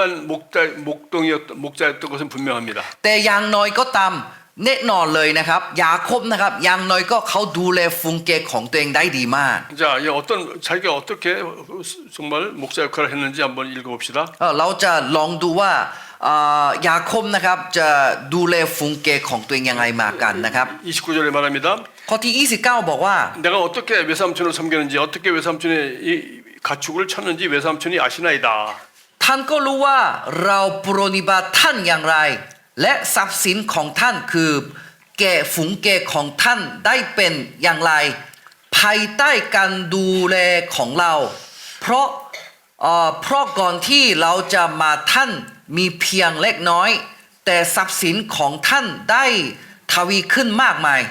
예, 예, 양떼를 어떻게 돌봤는지, 어떻게 먹였는지, 뭐 어떻게 했는지 자세한 얘기는 하나도 안 했어요. เขาไม่บอกรายละเอียดว่าเขาจะพาฝูงแกะให้กินหญ้าเขียวสดยังไงมาเขาไม่อธิบายรายละเอียดแต่เขาบอกว่าเขาทุ่มเทยังไง 양떼를 잘 돌보면 어떻게 되겠어요? ถ้าเราดูแลของลูกแกะได้ดีงั้นจะมีอะไรจะก่อขึ้นครับ 양들이 건강하여 꼴을 잘 먹고 드디어 새끼를 잘 치겠죠. งั้นลูกแกะแต่ละตัวนะคะกินหญ้าเขียวสดได้ดี และเขาตบโตได้ดีสุดท้ายผลของมันก็คือคลอดลูกเยอะ 예, 아담과 하와에게 하나님이 주신 복과 똑같습니다. พระพรที่พระเจ้าให้กับอาดัมกับเอวาคืออะไรครับ 예, 생육하고 번성하여 땅에 충만하라. ให้ทวีขึ้นอยังอ่ำมากทั่วแผ่นดินโลกครับ 여기 30절에 보십시오. เราจะอ่านข้อที่ 30 นะครับ 내가 오기 전에는 외삼촌이 소유가 적더니 เขาบอกว่าก่อนที่เราจะมาท่านเพียงเล็กน้อย 이제 자기가 와서 이렇게 양떼를 잘 돌보니까 지금은 번성하여 때를 이루었나이다. เขาบอกว่าช่วงเวลาที่เขามาเยี่ยมบ้านกับคุณพ่อเขาเนี่ยทรัพย์สินมีเล็กน้อย แต่ว่าตอนนี้เนี่ยทรัพย์สินของท่านเนี่ยถ้าได้ทวีขึ้นมากมายขนาดไหนลองดูสิ 예삼촌에 양떼가 얼마리 없었는데 그걸 갖다가 잘 번식시켜서 아주 큰 무리가 되도록 이제 번성시켰다는 겁니다. กำลังบอกกับเขาว่าคือช่วงแรกๆที่ฝูงแกะที่ฝากมาเนี่ยมีนิดเดียว แต่ว่าตอนนี้เนี่ยลองดูสิตอนนี้ทวีขึ้นมากอันขนาดไหน 뿐만 아니라 내 발이 이르는 곳마다 여호와께서 외삼촌에게 복을 주셨나이다라고 말했어요. เขาบอกว่าพระยาเวห์ได้อวยพรท่านทุกที่ที่ฉันไป 이 외삼촌 라반은 야곱 때문에 복을 받았어요. ไม่ความว่าคุณพ่อของลาเฮลนะครับเขาได้รับพระพรมาก เพราะว่าพระเจ้าอวยพรกับยาโคบ 하나님이 아브라함에게 하신 말이죠. นี่เป็นสิ่งที่พระองค์บอกกับอับราฮัม 내가 너를 축복하고 พระองค์จะอวยพรท่าน 세상 모든 민족이 너로 말미암아 복을 받게 될 것이다. และทุกชนชาติจะได้รับพระพรผ่านทางชีวิตท่าน 너는 복을 받을 뿐만 아니라 다른 사람에게 복을 주는 사람이 되라는 얘기죠. ไม่ความว่าท่านได้รับพระพรและให้คนอื่นรับพระพรด้วยเช่นกัน 그래서 복의 근원이라는 말을 하였습니다. เพราะฉะนั้นพระองค์บอกกับอับราฮัมว่าท่านเป็นแหล่งพระพร 바로 야곱이 바로 그런 말을 하는 겁니다. ยาโคบนะครับกำลังพูดเรื่องนี้ 내 발이 이르는 곳마다 하나님께서 여호와께서 외삼촌에게 복을 주셨나이다. ทุกที่ที่ฉันไปนะครับพระเจ้าอวยพรท่าน 그 복이 구체적으로 뭐로 나타났습니까? งั้นพระพรของพระเจ้านะครับออกมาสำแดงออกมาเป็นยังไงครับ 야곱이 오기 전에는 외삼촌이 양이 얼마 안 됐었는데 ก็ก่อนที่ยาโคบมาเยี่ยมบ้านที่นี่นะครับก็แกะนะครับจะไม่กี่ตัว 20년 만에 야곱이라는 좋은 목자를 만남으로 말미암아 큰 때를 이루었다는 거예요. ประมาณ20 ปีที่ผู้เลี้ยงแกะที่ดีมาทำงานที่นี่นะครับตอนนี้ฝูงแกะใหญ่แล้ว 자, 우리 야곱을 통해서 배울 수 있습니다. เพราะฉะนั้นเราเรียนรู้จากยาโคบว่า 우리는 하나님의 양떼들을 잘 돌봐서 เราก็ควรจะดูแลลูกแกะที่พระเจ้าฝากมาให้ดี 그 돌보면 어떤 열매가 맺죠? ถ้าดูแลให้ดีนะครับมีอะไรก่อขึ้น 건강한 양들이 또 새끼를 많이 놓는 것입니다. ลูกแกะที่สุขภาพแข็งแรงนะครับเขาก็คลอดลูกกันเยอะ 우리 신약 성경의 말로 하면 우리 전도가 계속 일어나는 거죠. ถ้าคำศัพท์ในคริสเตียนนะครับคือประกาศข่าวประเสริฐนะครับทวีขึ้นอย่างอ่ามาก 성도를 통하여 그들이 복을 받고 많은 사람들에게 복음을 전하고 많은 사람들이 이제 예수를 믿게 되고 하나님의 자녀들이 숫자가 늘어나는 것입니다. พันทางสมาชิกที่เราดูแลที่พระเจ้าฝากมานะครับก็ประกาศข่าวประเสริฐก็จะขยายมากขึ้นไม่ความว่าฝูงแกะของพระเจ้าก็จะเยอะขึ้น 야곱은 이렇게 양떼를 어떻게 번식시키는지 그 비결을 알았습니다. ยาโคบนะครับรู้แล้วว่าเราจะทำยังไงลูกแกะของเราจะทวีขึ้น 자, 그다음 말씀 보겠습니다. เราจะอ่านข้อพระคัมภีร์ต่อไป 오늘 베드로 전서 5장에 이렇게 돼 있어요. วันนี้นะครับเราอ่าน1เปโตรบทที่5ข้อ2ใช่ไหมครับ 2절에 마지못해 억지로 할 것이 아니라 하나님의 뜻을 쫓아 자발적으로 기꺼이 하고라고 돼 있습니다. 1เปโตรบทที่5ข้อที่2นะครับจะเขียนว่าก็ไม่ต้องดูแลลูกแกะของเราไม่ใช่มีคนบังคับ 이건 뭐 억지로 남이 시켜서 하는 일이 아니라는 겁니다. เพราะมันไม่ใช่เรื่องที่มีคนบังคับแล้วทำได้ 영혼을 구원하든지 아니면 뭐 여러분이 주님이 맡긴 어떤 일을 하든지 우리가 억지로 하는 게 하나도 없어요. ก็เรื่องการนำวิญญาณเรื่องการดูแลฝูงเกย์นะครับถ้ามีคนบังคับแล้วเราไม่สามารถเต็มใจกับเรื่องนี้ได้ 여러분이 부모로서 자녀들 낳아서 기르면서 억지로 자녀를 기릅니까? หลังจากเราคลอดลูกแล้วนะครับก็มีคนบังคับให้เราดูแลลูกของตัวเองไหมครับ 하기 싫은 밥을 억지로 해주고 เราไม่อยากเลี้ยงดูเขา 하기 싫은데 계속 억지로 뭐 학교 데려다주고 돌봐주고 เราไม่ 합니까? อยากให้เขาไปเรียนหนังสือแต่มีคนบังคับให้เราลูกของเราเรียนหนังสือเหรอครับ 아니죠. 내가 사랑하기 때문에 사랑하는 마음으로 자발적으로 하는 것입니다. ไม่ใช่ครับเรารักลูกเองจึงเรานะครับอยากจะทำเองก็ได้พาไปโรงเรียนแล้วทำอาหารให้เขากินเอง 우리가 하나님의 양떼를 돌보는 것도 억지로 하는 게 아니라는 겁니다. เลี้ยงลูกแกะที่พระเจ้าฝากมาก็เช่นเดียวกัน ไม่ใช่มีคนบังคับ 여러분 여기 오는 것도 억지로 왔습니까? มีก็เมื่อเรามาที่นี่มีคนบังคับให้มาที่นี่ไหมครับ 여러분이 더 좋은 목자로서 훈련받고 싶어서 여러분의 자원에서 왔지 않습니까? ท่านเองอยากจะเป็นผู้เลี้ยงที่ดีจึงตั้งใจมาเองที่นี่หรือเปล่า เพื่อฝูงแกะของคุณ 그래서 베드로는 말합니다. 마지못해 억지로 할 것이 아니라 하나님의 뜻을 조차 자발적으로 즐거운 마음으로 하라고 돼 있어요. เพราะฉะนั้น1เปโตรบทที่5ข้อที่1ถึง2บอกว่าไม่ต้องดูแลฝูงแกะของฝูงแกะที่พระเจ้าฝากมาด้วยความถูกใจ 성경은 하나님은 기쁨으로 순종하는 사람을 축복하신다고 돼 있어요. พระเจ้านะครับอวยพรให้กับคนที่เต็มใจนะครับ 여러분 순종해도 억지로 순종하는 수가 있습니다.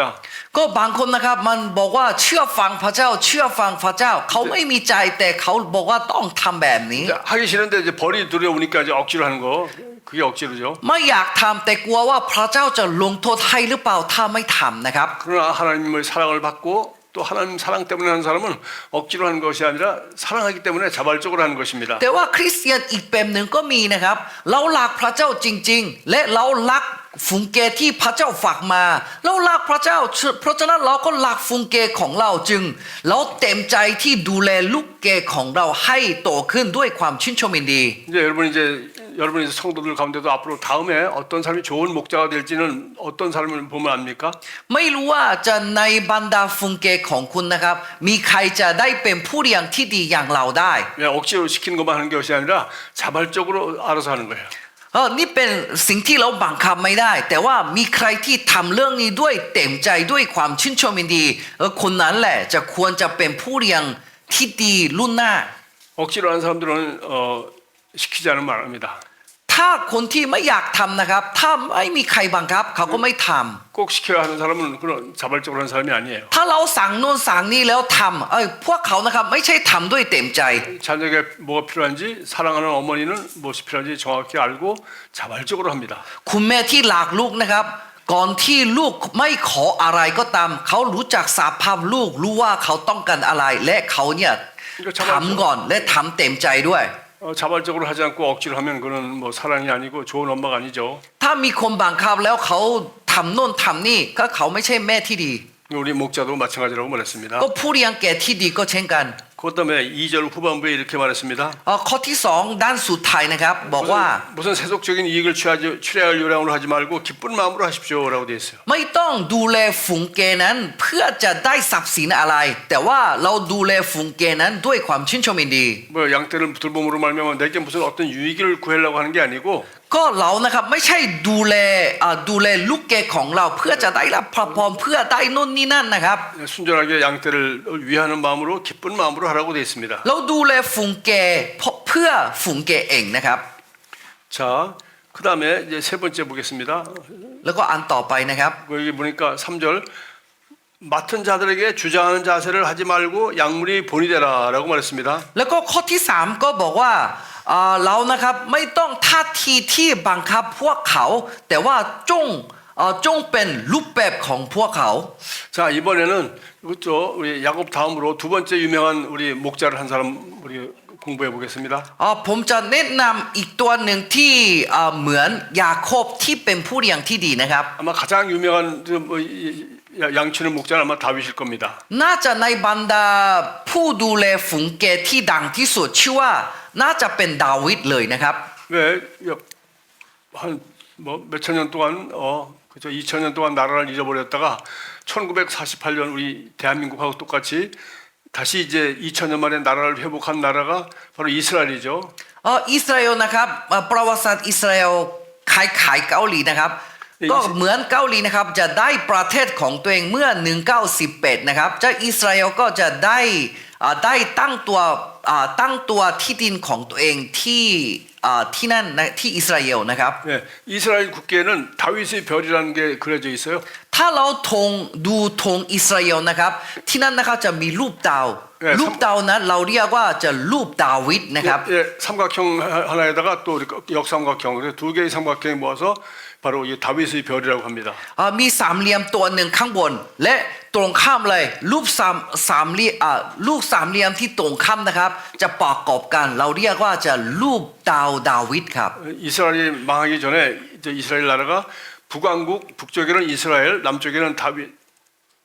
ยูดา 유다 이렇게 두 개 나라였죠. 북왕국 이스라엘과 남왕국 유다로 이렇게 나눠져 있었습니다. โอเคสำหรับประเทศอิสราเอลนะครับเขามีสองส่วนข้างบนนะครับจะอิสราเอลเหนือแต่ภาคใต้นะครับเขาไม่ใช่เรียกว่าจะอิสราเอลใต้นะครับเขาบอกว่ายูดาห์ใต้ครับ 근데 솔로몬 때는 이제 나눠졌죠. อันนี้เป็นช่วงที่ดาวิดนะครับช่วงซาโลมอนนะครับประเทศสองส่วนนะครับแตกแยกครับ 다윗 때는 이 나라가 이제 최대로 컸었습니다. 이스라엘이. แต่อิสราเอลช่วงที่ในประวัติศาสตร์อิสราเอลประเทศอิสราเอลใหญ่ที่สุดคือช่วงเวลาดาวิดครับ 그래서 이스라엘 사람들은 다윗 왕을 가장 존경하죠. เพราะฉะนั้นคนอิสราเอลนะครับเขาให้เกียรติดาวิดมากที่สุด 우리 알다시피 시편의 한 거의 3분의 1이 다윗이 쓴 시편입니다. เพราะสำหรับสดุดีประมาณ 30% นะครับดาวิดเขี 그리고 ยนเอง 훌륭한 목자였고 แล้วก็เขาเป็นผู้เลี้ยงที่ดีมาก่อน 또 훌륭한 군인이었고 เขาเป็นทหารที่ดีมาก่อน 훌륭한 왕이었습니다. เขาเป็นกษัตริย์ที่ดีมาก่อน 그리고 우리 기타도 잘 치는 아주 하나님을 예배 잘 드는 찬양하는 사람이었고 เขาเป็นนักนมัสการที่ดีด้วย 시도 잘 썼습니다. 이렇게 네. 시편 23편가는 시를 쓴 사람이에요. และเขาเป็นนักเขียนสดุดีที่ดีด้วย 그러나 그가 가장 제일 먼저 했던 일은 바로 양떼를 돌보는 일이었습니다. แต่ว่าก่อนที่เขาทำหน้าที่แต่ละอย่างให้ดีนะครับเขาเป็นผู้เลี้ยงแกะก่อนนะครับ 여기도 마찬가지로 다윗이 사울에게 말하는 이야기가 사무엘상 17장 34절 35절에서 나와 있습니다. สำหรับ1ซามูเอลบทที่17ข้อที่34ถึง35นะครับซาอูลนะครับกำลังบอกกับดาวิดเลยนะครับ 자기 입으로 하는 말입니다. กำลังดาวิดนะครับบอกกับตัวเองนะครับ 주의 종이 아버지의 양을 지킬 때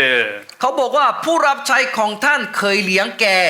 ให้บิดาของเขา 사자나 곰이 와서 양떼에서 새끼를 물어가면 내가 따라가서 그것을 치고 그 입에서 새끼를 건져내었고 그것이 일어나 나를 해하고자 하면 내가 그 수염을 잡고 그것을 쳐주겠나이다.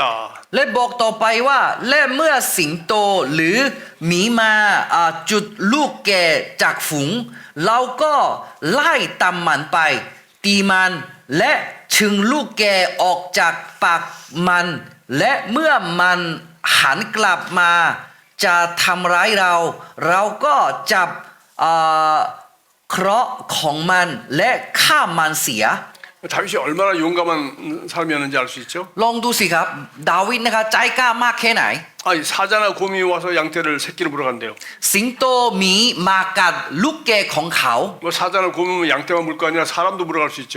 ก็สิงโตกับหมีนะครับกัดแต่ลูกแกะเหรอครับไม่ใช่เขากัดคนได้ด้วย 그런데 다윗은 곰이나 사자를 두려워하지 않고 가서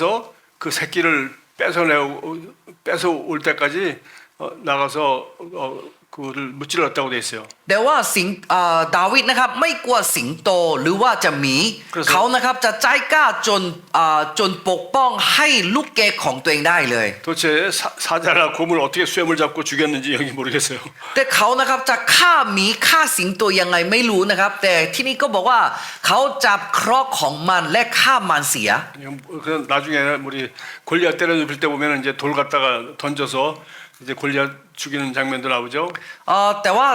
เราก็จะรู้ภาพหนึ่งคือตอนที่ดาวิดนะครับฆ่าโกลิอัทยังไงใช่ไหมครับ 이제 골리앗을 때려 눕힘으로 말미암아 갑자기 유명한 군인이 되고 이제 왕의 사위가 되었습니다. แต่ตอนที่เขาทำหน้าที่ผู้เลี้ยงแกนะครับอยู่ๆก็ฆ่าโกลิอัทแล้วนะครับเขาได้เป็นทหารเลย 그러나 골리앗을 때려 눕히는 바로 그 실력과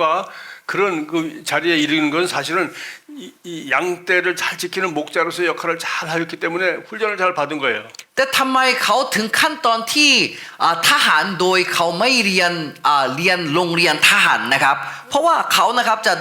ฝึกอบรมของตัวเองในการดูแลฝูงแกะที่พระเจ้าฝากมาให้ดีก่อน 예수님은 선한 목자로 양떼를 위하여 목숨을 버리셨다고 했는데 ก็พระเยซูคริสต์ก็บอกว่าเพื่อพระองค์ดูแลฝูงแกะที่พระเจ้าฝากมานะครับเขาก็เสียสละชีวิตของตัวเอง 다윗이야말로 아버지 양떼를 지키기 위해서 사자와 곰에게 자기 목숨을 잃을 위험이 있음에도 불구하고 달려가서 그 양떼를 구했다는 겁니다. ดาวิดก็เหมือนกันเพื่อเขาดูแลฝูงแกะของพ่อของดาวิดนะครับเขาเองก็จะต่อสู้กับหมีกับสิงโตโดยความอันตรายระหว่างชีวิตของดาวิดนะครับ 그래서 좋은 목자는 어머니 같은 그런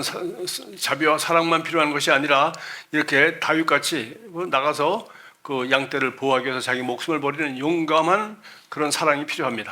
เพราะฉะนั้นผู้เลี้ยงที่ดีนะครับไม่ใช่ต้องการแต่ใจเมตตาหรือว่าใจสงสารอย่างเดียวนะครับเขาก็ต้องการใจกล้าด้วย 그래서 성경에서 이런 그 좋은 목자의 그 모델을 찾으려면 참 너무나도 많습니다. เพราะฉะนั้นถ้าเราอยากรู้ว่าผู้เลี้ยงที่ดีลักษณะยังไงเราดูรูปแบบได้เยอะมากในพระคัมภีร์ 여기 3절에 또 맡겨진 양떼 위에 군림하거나 그들을 지배하려고 하지 말라고 되어 있습니다. 1 เปโตรบทที่5ข้อที่3ก็บอกว่าอย่าปกครองผู้ที่อยู่ใต้ความดูแลของท่านด้วยการบังคับนะครับ 세상의 대부분이 뭐 높은 자리는 군림하는 자리예요. ส่วนใหญ่ตำแหน่งที่สูงในประเทศนะครับหรือว่าจากกลุ่มนะครับส่วนใหญ่ที่ปกครองนะครับ 뭐 군대나 회사나 뭐 국가나 뭐 경찰이나 어디나 다 이렇게 윗사람이 명령에 아랫사람이 복종해야 되는 그냥 군림하는 조직으로 되어 있습니다. ทั้งระบบรัฐบาลทั้งระบบบริษัททั้งระบบมาหมู่บ้านหรือต่างๆนะครับส่วนใหญ่คนที่มีตำแหน่งที่สูงนะครับเป็นตำแหน่งที่ปกครองและบังคับ 군림하며 다스리며 지배하려고 하는 것이 세상의 리더십입니다. ผู้นำของประเทศผู้นำในโลกนะครับเขาอยากจะปกครองอยากจะบังคับเพื่อจะดูแลพวกเขา 그러나 목자는 그렇지 않습니다. แต่ว่าผู้เลี้ยงแกะนะครับไม่ทำตัวแบบนี้ 맡겨진 양떼를 위해 군림하거나 그들을 지배하려고 하지 말라고 했습니다. 1 เปโตรบทที่5ข้อที่3ก็บอกว่าอย่าปกครองผู้ที่อยู่ใต้ความดูแลของท่านด้วยการบังคับ 여러분 군림하는 리더십이 아니라 그야말로 섬기는 리더십이라는 거죠. การเป็นผู้นำและผู้เลี้ยงแกะของเรานะครับไม่ใช่บังคับนะครับ 이 말씀을 잘 보여주고 있는 것이 모세의 삶입니다. ลองดูสิครับชีวิตโมเสสเป็นยังไงบ้างครับ 모세는 이스라엘의 그 공주의 아들로 입양이 되어서 나이 40이 될 때까지 그야말로 바라오 밑에서 군림하는 왕이 되도록 훈련을 받은 사람이에요. สำหรับโมเสสนะครับเขาเรียนหนังสืออย่างไรมาครับเขานะครับจะเรียนหนังสือตามโรงเรียนกษัตริย์เพื่อเขาได้เป็นผู้ปกครองในประเทศเพื่อเป็นผู้นำในประเทศนะครับเขาเรียนแบบพิเศษพันทางโรงเรียนกษัตริย์แต่ว่าทั้งจนถึงเขาอายุ40ปีนะครับเขานะครับจะเรียนแบบไหนมา 몇 년 전에 그 디즈니에서 나온 애니메이션에 뭐 프린스 오브 이집트 왕자라는 그 모세가 그 얼마나 대단한 그 왕자로서 훈련을 받았는지 장면이 그 디즈니 애니메이션 프린스 오브 이집트에 잘 나와 있어요. ไม่กี่ปีที่แล้วนะครับจะบริษัทดิสนีย์นะครับเขาทางการ์ตูนครับการ์ตูนเรื่องเกี่ยวกับโมเสสนะครับเขาก็แนะนำว่าเขาเป็นกษัตริย์ของอียิปต์นะครับแล้วก็เขาเรียนพิเศษยังไงมาเพื่อปกครองและบังคับประเทศของตัวเองนะครับ 그러나 성경에는 40이 될 때까지 이집트 왕자로서 훈련을 받았다고만 되어 있습니다. แต่พระคัมภีร์นะครับจะแนะนำโมเสสว่าจนถึงเขาอายุ40นะครับเขาเรียนพิเศษแบบกษัตริย์ในประเทศของเขา 그러나 프린스 오브 이집트 왕자라는 그 애니메이션을 보니까 그가 얼마나 화려하고 대단한 그 이집트 왕자의 삶을 살았는지 아주 화려하게 만화 영화를 만들었어요. แต่ว่าการ์ตูนกษัตริย์อียิปต์ที่บริษัทดิสนีย์ทำมานะครับแล้วก็ดูได้ว่าเขาเนี่ยโตมาในพระราชวังที่สวยงามมากแค่ไหนและ ตำแหน่งเขาอาชีพเขาชีวิตเขานะครับพิเศษยังไงเขาจะให้ดูจากการ์ตูนที่นั่น 그렇게 훈련을 받았지만 자기가 히브리인이라는 것을 너무나 잘 알았습니다. แม้ว่าเขาฝึกอบรมเพื่อเป็นกษัตริย์ในประเทศอียิปต์ก็ตามเขารู้ว่าเขาเป็นคนฮีบรูนะครับ 히브리인들이 중노동에 도동되면서 고통받고 있는 것을 봤습니다. เขารู้ตัวเองว่าเขาเป็นคนฮีบรูและเขาเห็นชนชาติฮีบรูของตัวเองเนี่ยใช้ชีวิตยังไงมาในประเทศอียิปต์ที่เป็นเจ้าของประเทศของฮีบรูนะครับ 여러분 알다시피 히브리인을 괴롭히는 이집트인을 모세가 때려 죽였습니다. ก็อย่างที่พี่น้องที่อยู่ที่นี่รู้ได้ดีอยู่นะครับเมื่อคนอียิปต์นะครับจะทำลายฮีบรูนะครับโมเสสนะครับฆ่าคนอียิปต์ 네, 하나님이 자기의 그 권세를 사용해서 이집트 사람들, 히브리 사람들을 도와줄 수 있을 것이라고 생각했다고 합니다. ก็สำหรับพระคัมภีร์ก็บอกว่าโมเสสนะครับเขาเชื่อว่าเขาจะช่วยคนฮีบรูได้ด้วยกำลังของตัวเอง 그러나 그 사건으로 말미암아 모세는 이제 도망을 가게 되었습니다. แต่ตั้งแต่วันนั้นที่เขาฆ่าคนอียิปต์นะครับเขาหนีจากประเทศอียิปต์เลย 이제 그 화려하게 살던 이집트 왕자가 이제 도망가서 뭐가 되었습니까? เจ้าชายของอียิปต์ที่ใช้ชีวิตในหรูๆนะครับเขาหนีจากที่นั่นแล้วเขาใช้ชีวิตยังไงต่อ 이제 화려한 나일 강가의 그 도시 생활에서 벗어나서 아주 그 미디안이라는 광야에서 그 목동이 되고 말았습니다. เมื่อเขาออกจากเมืองอียิปต์ที่เป็นเมืองนะครับแล้วเขาหนีจากที่นั่นแล้วนะครับเขาก็ไปทุรกันดารแล้วกลายเป็นผู้เลี้ยงแก่ 그래도 그것도 뭐 이방신을 섬기는 장인 집에 가서 그 장인의 그 자기 아내의 남편 아버지죠 장인의 양떼를 대신 돌보는 그런 목자가 되었습니다. หลังจากเขาแต่งงานกับภรรยาที่ไม่เชื่อแล้วนะครับเขาอยู่กับคุณพ่อคนที่ไม่เชื่อพระเจ้าและเขาดูแลฝูงแกะของพวกเขา 40에 이제 이집트 왕자가 이제 평범한 목자가 되어서 나이 80이 될 때까지 또 40년을 목자로 살았습니다. จนถึงอายุ40ของเขานะครับเขาใช้ชีวิตเป็นเจ้าชายของอียิปต์แล้วก็ตั้งแต่อายุ40ปีขึ้นไปนะครับอีก40ปีนะครับจนถึงอายุ80เขากลายเป็นผู้เลี้ยงแกะในทุรกันดาร 나이 80된 이 늙은 목자에게 하나님이 어느 날 나타나셨어요. ก็คนแก่ที่อายุ80นะครับพระองค์ก็มาหาคนแก่คนนั้นชื่อว่าโมเสส 여러분 다 출애굽기 읽어보셨죠? ก็แต่ละคนก็จะอ่านอพยพมาใช่ไหมครับ 그 불붙은 떨기나무에서 그러니까 하나님의 음성을 들었습니다. ในต้นไม้ที่เฝ้าไหม้นะครับ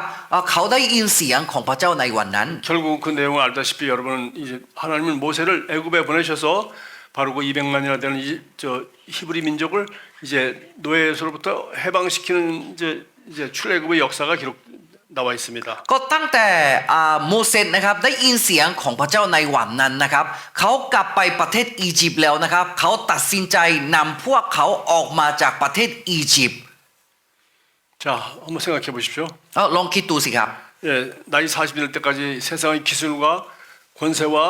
모든 것을 배우는 아주 다스리는 리더십을 배웠다면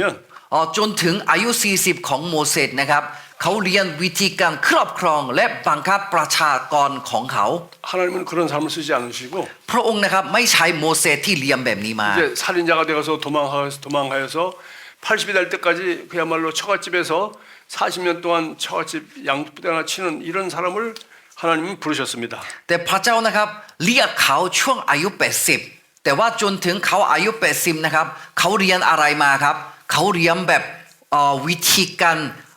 ดูแลฝูงแกะของตัวเองในที่นั่น 그러니까 다스리고 군립하는 그런 세상적인 리더십이 아니라 การเป็นผู้นำของโลกนะครับครอบครองและบังคับเพื่อให้ดูแลประชากรนะครับพระองค์ไม่ใช้ 그 어린 양떼를 돌보고 그 양떼를 번식시키는 그야말로 양치기 리더십을 배운 거죠. แต่พระองค์จะใช้การเป็นผู้นำแบบผู้เลี้ยงแกะในที่ทุรกันดารของโมเสส 이게 바로 섬기는 리더라고 하는 아름다운 모습입니다. แต่เราเรียกการเป็นผู้นำแบบนี้ว่าการเป็นผู้นำแบบบุโรนิบาต 예수님께서도 보여주신 것은 군립하고 다스리는 리더십이 아닙니다. สิ่งที่พระเยซูให้เห็นนะครับไม่ใช่การเป็นผู้นำแบบบังคับหรือครอบครอง 사랑하며 섬기는 리더십입니다. แต่การเป็นผู้นำของพระเยซูคริสต์นะครับการเป็นผู้นำแบบ มีความรักและปรนนิบัติ 바로 예수님께서 마지막 만찬을 하실 때도 이것을 보여주셨어요. วันสุดท้ายของพระเยซูคริสต์ที่กินข้าวด้วยกับสาวกก็เป็นเช่นกัน 제자들의 발을 다 씻겨주셨습니다. ล้างเท้าของสาวกในคืนนั้น 네, 이거는 종들이 하는 일이에요. ก็ใครจะล้างเท้าให้ส่วนใหญ่ท่านนะครับล้างเท้าให้กับเจ้านายที่กำลังเข้าบ้านครับ 주인이 밖에 나갔다 돌아오면 이제 이 샌들을 신고 다니기 때문에 발이 더럽겠죠. ก็สมัยนั้นนะครับรองเท้าพวกเขานะครับเหมือนรองเท้าแตะก็เลยเจ้านายนะครับไปข้างนอกกลับมานะครับเท้าเขานะครับสกปรก 그러면 이제 종이 따뜻한 물을 갖다가 놓고 종이 주인의 발을 씻겼다고 합니다. ก็เลยก่อนเข้าบ้านนะครับท่านนะครับจะล้างเอาถ้วยที่มีน้ำอุ่นมาล้างเท้าให้เจ้านายที่กำลังจะเข้าบ้านครับ 예수님이 잡히시던 밤에 마지막 저녁 식사를 하실 때 제들을 한 사람 한 사람 발을 씻겨주셨습니다. คืนสุดท้ายที่พระองค์ถูกจับเพื่อตายบนไม้กางเขนนะครับพระองค์ก็ล้างเท้าให้สาวก 이제 베드로의 발을 씻기려고 할 때 베드로가 말했습니다. เมื่อพระองค์กำลังจะล้างเท้าให้เปโตรนะครับเปโตรก็บอกว่า 선생님 제 발을 씻으실 수 없습니다. อาจารย์ไม่ต้องล้างเท้าให้ผม 왜 이거는 제자가 선생님 발을 씻겨야지 선생님이 제자 발을 씻기는 법이란 게 원래 없죠. ก็ลูกศิษย์เนี่ยควรจะล้างเท้าให้ครูแต่ทำไมอาจารย์เนี่ยกำลังจะล้างเท้าให้ผม 종이 주인이 발을 씻겨야지 주인이 종의 발을 씻기는 것이 어디 있어요. ท่านนะครับต้องล้างเท้าให้เจ้านายทำไมเจ้านายเนี่ยล้างเท้าให้ทาส 바로 그러나 예수님은 바로 내가 너희를 이렇게 섬기는 것처럼 너희도 이렇게 사람들을 섬기라고 그렇게 본을 보여주신 겁니다. แต่พระองค์ก็บอกกับเปโตรพระองค์ก็อยากจะยกตัวอย่างให้ดูว่าอย่างที่ผมปรนนิบัติสาวกก็ปรนนิบัติลูกแกะของตัวเองต่อไป 모세의 일생이야말로 바로 이 다스리는 리더십 훈련받은 40년이 아니라 목자로서 섬기는 리더십에 훈련받은 사람을 하나님이 쓰셨다는 겁니다. ลองดูสิครับพระองค์ใช้โมเสสประเภทไหนโมเสสประเภทที่หนึ่งนะครับเขาฝึกอบรมจากโรงเรียนที่ครอบครองและบังคับประเทศและอีก40ปีหน้านะครับโมเสสก็เลี้ยงแบบผู้เลี้ยงแกะที่ทุรกันดารปรนนิบัติลูกแกะของตัวเองพระองค์ใช้โมเสสคนประเภทไหน 이집트에서 탈출해서 광야를 해서 40년 동안 방황하는 동안에 이 이스라엘 사람들이 모세를 너무나도 괴롭혔습니다. ก็หลังจากอายุ80แล้วนะครับโมเสสนะครับพาชนชาติอิสราเอลออกจากประเทศอียิปต์นะครับลองดูสิครับชนชาติอิสราเอลนะครับให้โมเสสถูกใจและให้เขาลำบากใจมากแค่ไหน 하나님을 원망하기도 하고 ก็ประชาชนพวกเขานะครับด่าพระเจ้าด้วย 모세를 돌로 쳐 죽이려고도 하고 และเขาตั้งใจฆ่าโมเสสด้วย 그렇게 정말 모세는 괴로움을 많이 당했습니다. ลองดูสิครับโมเสสทุกข์ขนาดไหนตอนที่เขานำอพยพประเทศอิสราเอลคือชนชาติของตัวเอง 모세가 시내산에 올라가서 하나님을 만나고 십계명을 받아가지고 내려왔을 때 เมื่อโมเสสนะครับขึ้นภูเขาแล้วเขารับธรรมบัญญัติ10ประการลงมา 모세가 없는 한 40일 동안에 그들은 그 아론과 함께 금송아지를 만들어 놓고 우상을 숭배했어요. 40 วันที่โมเสสนะครับจะขึ้นภูเขาเพื่อจะรับบัญญัติ10ประการนะครับตอนลงมาพวกเขาและทั้งอาโรนนะครับเขาสร้างเครื่องบูชาที่ไม่ใช่พระเจ้านะครับเขานมัสการกันอยู่ 그래서 모세가 그 돌판을 던져서 십계명이 쓰여진 돌판을 깨뜨려 버렸죠. เพราะฉะนั้นโมเสสนะครับโมโหมากก็เลยเอา10ประการที่เขาได้จากก้อนหินนะครับจะโยนแล้วให้แตก 그럼에도 불구하고 하나님은 모세가 가장 온유한 사람이라고 그랬어요. แม้ว่ายังไงก็ตามพระเจ้าชมโมเสสว่าโมเสสเป็นคนที่ถ่อมใจมากที่สุด 네, 모세와 같이 겸손한 사람이 없다 그랬어요. เขาบอกว่าไม่มีใครที่เหมือนโมเสสที่ถ่อมใจ 어떻게 40에 혈기가 나서 사람을 때려 죽였던 사람이 어떻게 이렇게 겸손한 사람이 되었습니까? ลองดูสิครับช่วงอายุ40เขานะครับฆ่าคนแต่ว่าอีก40ปีหน้าที่ได้อายุ80แล้วเขาทำไมพระเจ้าบอกว่าถ่อมใจ 이렇게 불평불만하고 모세를 죽이려고 하고 대드는 이런 아주 이스라엘 사람들을 40년 동안이나 그 지도하고 다녔어요. ลองดูสิครับโมเสสนะครับนำฝูงแกะที่พระองค์ฝากมาคือชนชาติอิสราเอลที่มีความทุกข์ก็ได้ให้อพยพมาก็ตามพวกเขามันบ่นและด่าและจน พวกเขาตั้งใจฆ่าโมเสสก็โมเสสนะครับนำพวกเขามาดูแลพวกเขามาจนวันนั้น 양떼를 40년 동안 돌봤던 그러한 그 섬기는 리더의 마음이 필요했던 거죠. ไม่ความว่าเพื่อนำชนชาติอิสราเอลลักษณะแบบนี้นะครับโมเสสนะครับเขาต้องการฝึกอบรมฝูงแกะของตัวเอง40 ปี 이제 왕궁의 40년 다스리는 리더십이 아니라 ไม่ใช่การเป็นผู้นำแบบครอบครองประเทศ 이 광야에서 그야말로 미디안 광야 40년 동안 양떼를 지키는 목자로서의 리더로 훈련을 받은 것입니다. แต่ที่ธุรกันดารมีเดียนะครับเขาได้ฝึกอบรมการเป็นผู้นำใหม่คือการเป็นผู้นำปรนิบัติคือในการเลี้ยงแกะของตน 신약 성경은 바로 이 모세가 광야 40년 동안 광야 교회의 목자라고 말했습니다. สำหรับพันธสัญญาใหม่นะครับเขียนว่าสำหรับโมเสสเป็นเขาเป็นผู้เลี้ยงแกะที่ดีในฝูงแกะในที่นั่น 자, 마지막으로 제가 한 사람 더 보겠습니다. สุดท้ายนะครับผมก็อยากจะแนะนำอีกคนหนึ่ง 그럼 구약 성경에 가장 창세기에 가장 많이 자세하게 나와 있는 야곱의 생애와 그 야곱의 아들 요셉의 생애입니다. อีกคนหนึ่งชื่อว่าจะโยเซฟที่เป็นลูกชายของยาโคบนะครับ 자, 요셉은 어떻게 이렇게 훌륭한 리더가 되었는지 한번 보겠습니다. เราจะลองดูว่าโยเซฟนะครับจะทำไมเขาได้เป็นผู้นำผู้เลี้ยงแกะที่ดีนะครับ 뭐 성경 보면 요셉이 뭐 믿음이 좋다거나 뭐 기도를 열심히 한다거나 뭐 이런 얘기가 별로 없습니다. สำหรับพระคัมภีร์นะครับไม่แนะนำว่าโยเซฟนะครับอธิษฐานเยอะแค่ไหนอ่านพระคัมภีร์มากแค่ไหนไม่พูดถึงเรื่องนี้เลย 그런 10대 때 팔려가서 애굽에서 애굽 사람처럼 살았습니다. ก็ตั้งแต่เด็กๆนะครับเขาถูกขายจากครอบครัวพี่ชายของพวกเขาและใช้ชีวิตเป็นทาสที่นั่น 어렸을 때 야곱의 사랑을 받고 거기서 가족 자란 것 외에는 대부분이 인생을 그냥 종으로서 그 감옥의 죄수로서 이집트에서 살았습니다. แค่ช่วงวัยเด็กนะครับจนถึงเขาประมาณอายุไม่มากประมาณช่วงวัยรุ่นนะครับเขาโตมาในบ้านคุณพ่อนะครับรักเขาโยเซฟมากเลยนะครับแต่ว่าส่วนใหญ่ชีวิตเขานะครับใช้ชีวิตเป็นทาสตั้งแต่เขาวัยรุ่นขึ้นไปนะครับที่ประเทศอียิปต์ 그래서 요셉은 히브리 말뿐만 아니라 이집트 말도 잘했습니다. เพราะฉะนั้นสำหรับโยเซฟนะครับเขาพูดภาษาฮีบรูก็ได้ดีและเขาพูดภาษาอียิปต์ก็ได้ดี 참 요셉은 어떻게 얼마나 훌륭한 목자가 되었는지 한번 보겠습니다. งั้นลองดูว่าจะงั้นโยเซฟนะครับทำยังไงเขาได้เป็นผู้เลี้ยงแกะที่ดีนะครับ 그는 야곱이 가장 사랑하던 라헬의 아들이었습니다. เขาเป็นลูกชายของไลเฮลที่เขารักมากที่สุด 그 야곱은 그걸 갖다가 감추지 못하고 다른 자녀들과 달리 요셉만 특별히 사랑했습니다. ยาโคบนะครับเขารักโยเซฟพิเศษมากเพราะว่าเขาเป็นลูกชายที่เขาได้จากภรรยาที่เขารักมากจริง 다른 사람들은 똑같은 유니폼 입혀주고 요셉만 색깔 있는 색동옷을 입혔다고 되어 있어요. ๆแม้ว่าลูกชายของพวกเขาหลายคนนะครับก็เป็นลูกชายของเขาเหมือนกัน แต่ว่าเฉพาะเสื้อผ้าที่มีสีสวยนะครับเขาให้โยเซฟใส่คนเดียว 여러분 자식들이 많이 있는 사람들은 한 사람만 특별히 사랑하면 안 되죠. ถ้ามันมีบางคนที่มีลูกเยอะไหมครับคุณรักคนหนึ่งคนใดพิเศษไม่ได้ครับ 여러분 이거 똑같이 사랑해야 됩니다. ต้องรักเสมอกัน 근데 뭐 태국엔 그런지 모르는데 우리 한국엔 옛날에 딸보다 아들을 더 이렇게 사랑하고 하는 그런 못된 습관이 있었어요. ไม่รู้ว่าจะประเทศไทยเป็นยังไงไม่รู้นะครับแต่ว่าประเทศเกาหลีนะครับมีวัฒนธรรมที่ไม่ดีเรื่องหนึ่งก็คือ